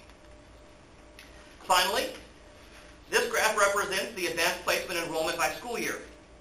For this school year, Brazos Woods' 1,101 AP enrollments represent about 680 students taking 1.6 courses each, while Brazos Port's 180 enrollments represent about 95 students taking 1.9 courses each. Students continue to enroll in dual credit courses throughout the summer. The number of dual credit opportunities for our students has increased. Brazos Port High School is expanding their advanced placement courses and options for students this coming school year. Campus administrators and counselors have planned at the campus level to promote and recruit students for AP and dual credit courses. Additionally, we continue to have collaborative meetings with Brazos Port College to plan strategies to encourage the growth of enrollment among our students. All of these are strategies that we have put into place to increase dual credit and advanced placement enrollment for next school year. At this time, I'm happy to answer any questions that you may have.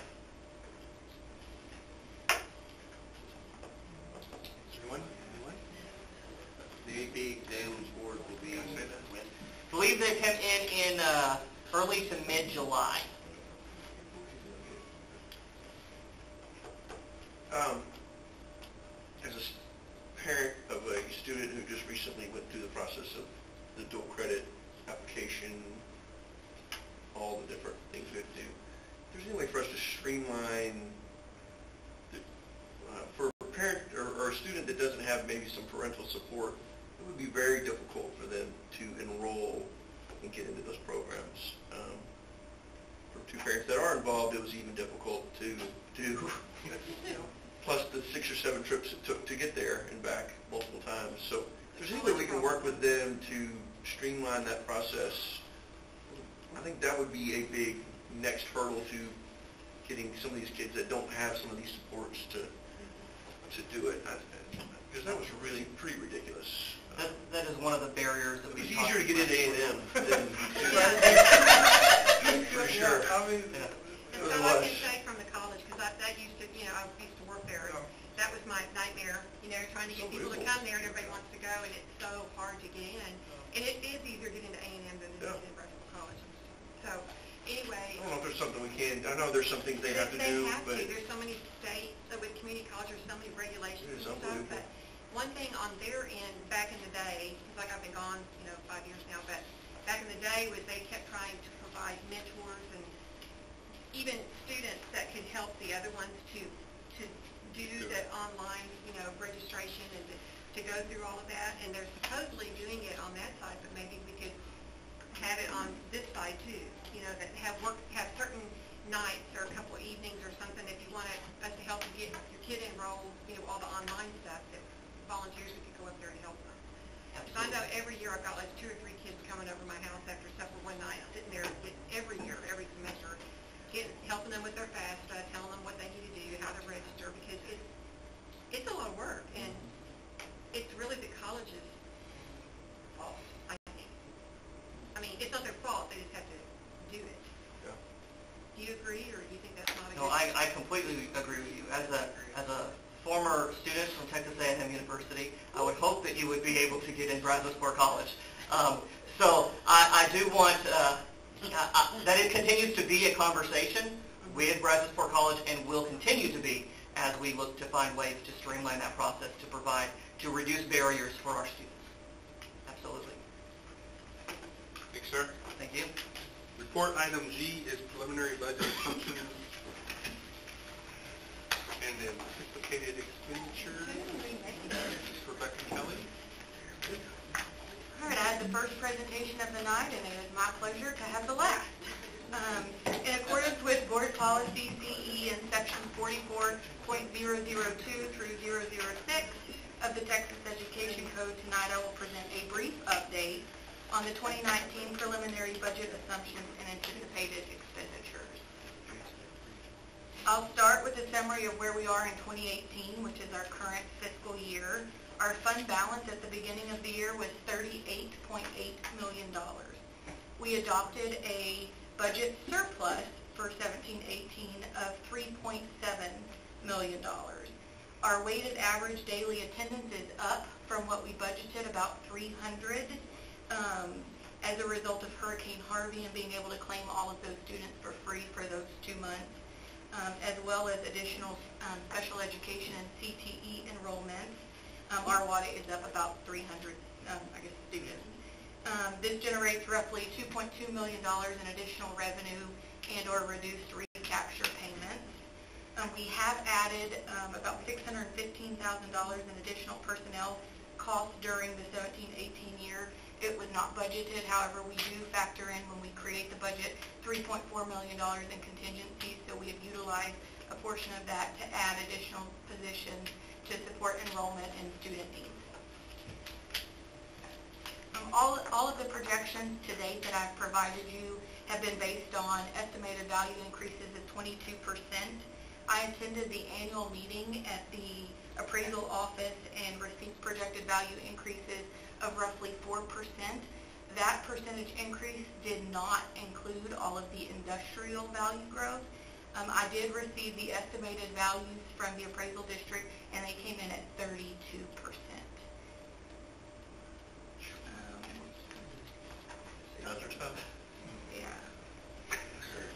So with a 32% increase in value and the WADA adjustments based on the latest summary of finance report from TEA, which was released June 11th, the total increase to available state aid and local funding is right under $10 million. I will say that from certified values or from estimated values to certified values last year, we saw a decrease of about $1 billion. So while the number is 32% today and we're showing an additional $10 million in revenue, that is likely to be decreased when I present to you at the July budget workshop.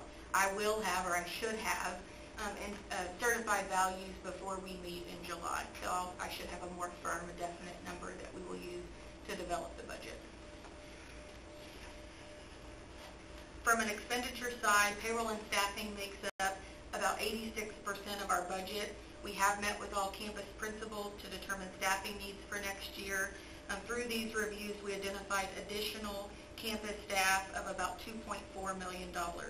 These areas and amounts identified are safety and security of $675,000, additional special education supports of $465,000, bilingual ESL of $35,000, additional CTE positions of $330,000, secondary instructional positions, $578,000, elementary instructional positions, $155,000, and all other roughly $190,000.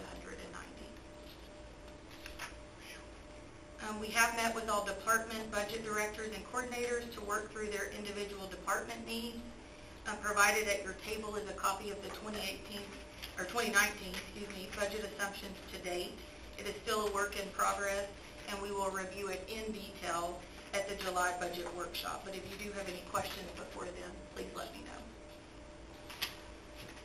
That concludes my preliminary report on budget assumptions and anticipated expenditures. I will say I am looking forward to the July budget workshop, and this is a report, so no action is needed, but I'll be happy to answer any questions you may have. Any questions? Joe? No. No, sir? Yeah. I'm good. All right. Thank you, ma'am. Next item on our agenda are board committee reports. Good luck to our rocket team going to Mexico. chief is going to be responsible for the rocket tomorrow. Mr. Redden's gone. All day. We're going to follow Chief. Mr. Howard's going. All right. Take good pictures. Looking forward to it. It's gonna be like 114 degrees out there. Take some pictures. Sure. The drive, it only feels bad driving better. Yeah, the drive. Should only feel like 113. That's what I feel like. All righty. Any other committee reports? Board committee report? Yes, ma'am? Oh. All right. I thought the conference in San Antonio was great. Company was good too. Sure. The company was good. Good company. We didn't eat very well. We didn't eat very well. But always room for improvement and learning, no matter how old you are. So, I thought that was good. Well, I would say there's a whole lot more things different than similar from city government to school operations, so. No, you didn't tell them. No, you didn't lie. Moving on, our next item, work session discussion, our next board meeting, regular scheduled board meeting is July the 23rd. Unless there are any objections, we will stand adjourned.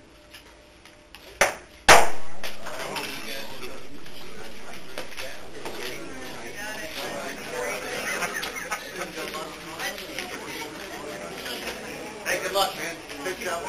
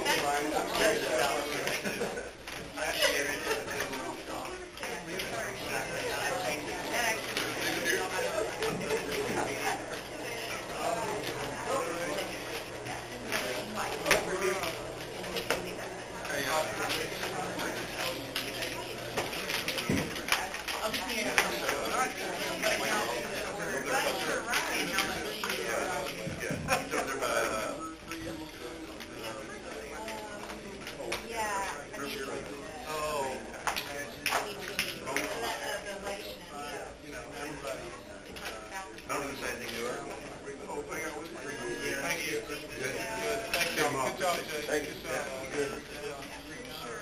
I think your laptop is fine. I'm going to get this out. Just take this out. This is good. You don't have to do like this. You know what?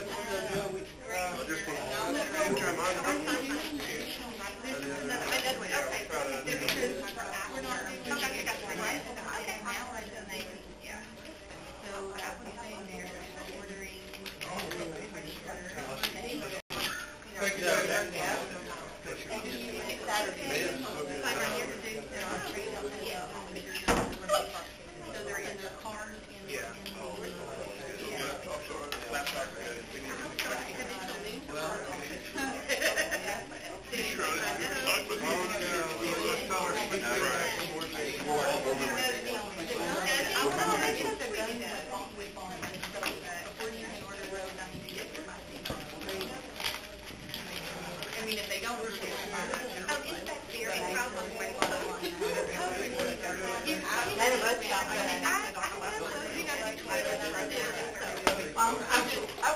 I'm reading between the lines.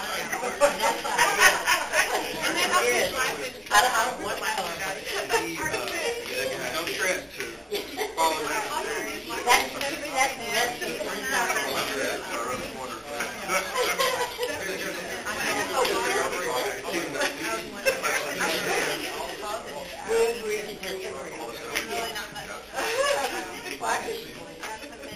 That's reaction.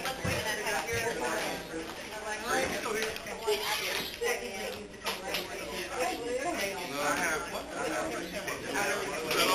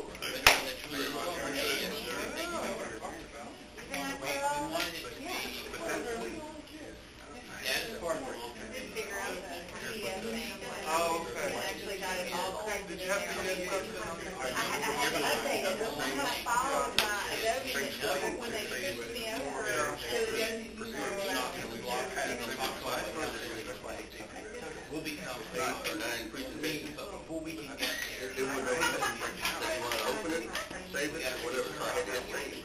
graduate. And then I had, yeah, and then, but the last It's a new laptop. I didn't have a new That's why laptop that's until last everybody year. is Y'all did. well, I You haven't. still have it.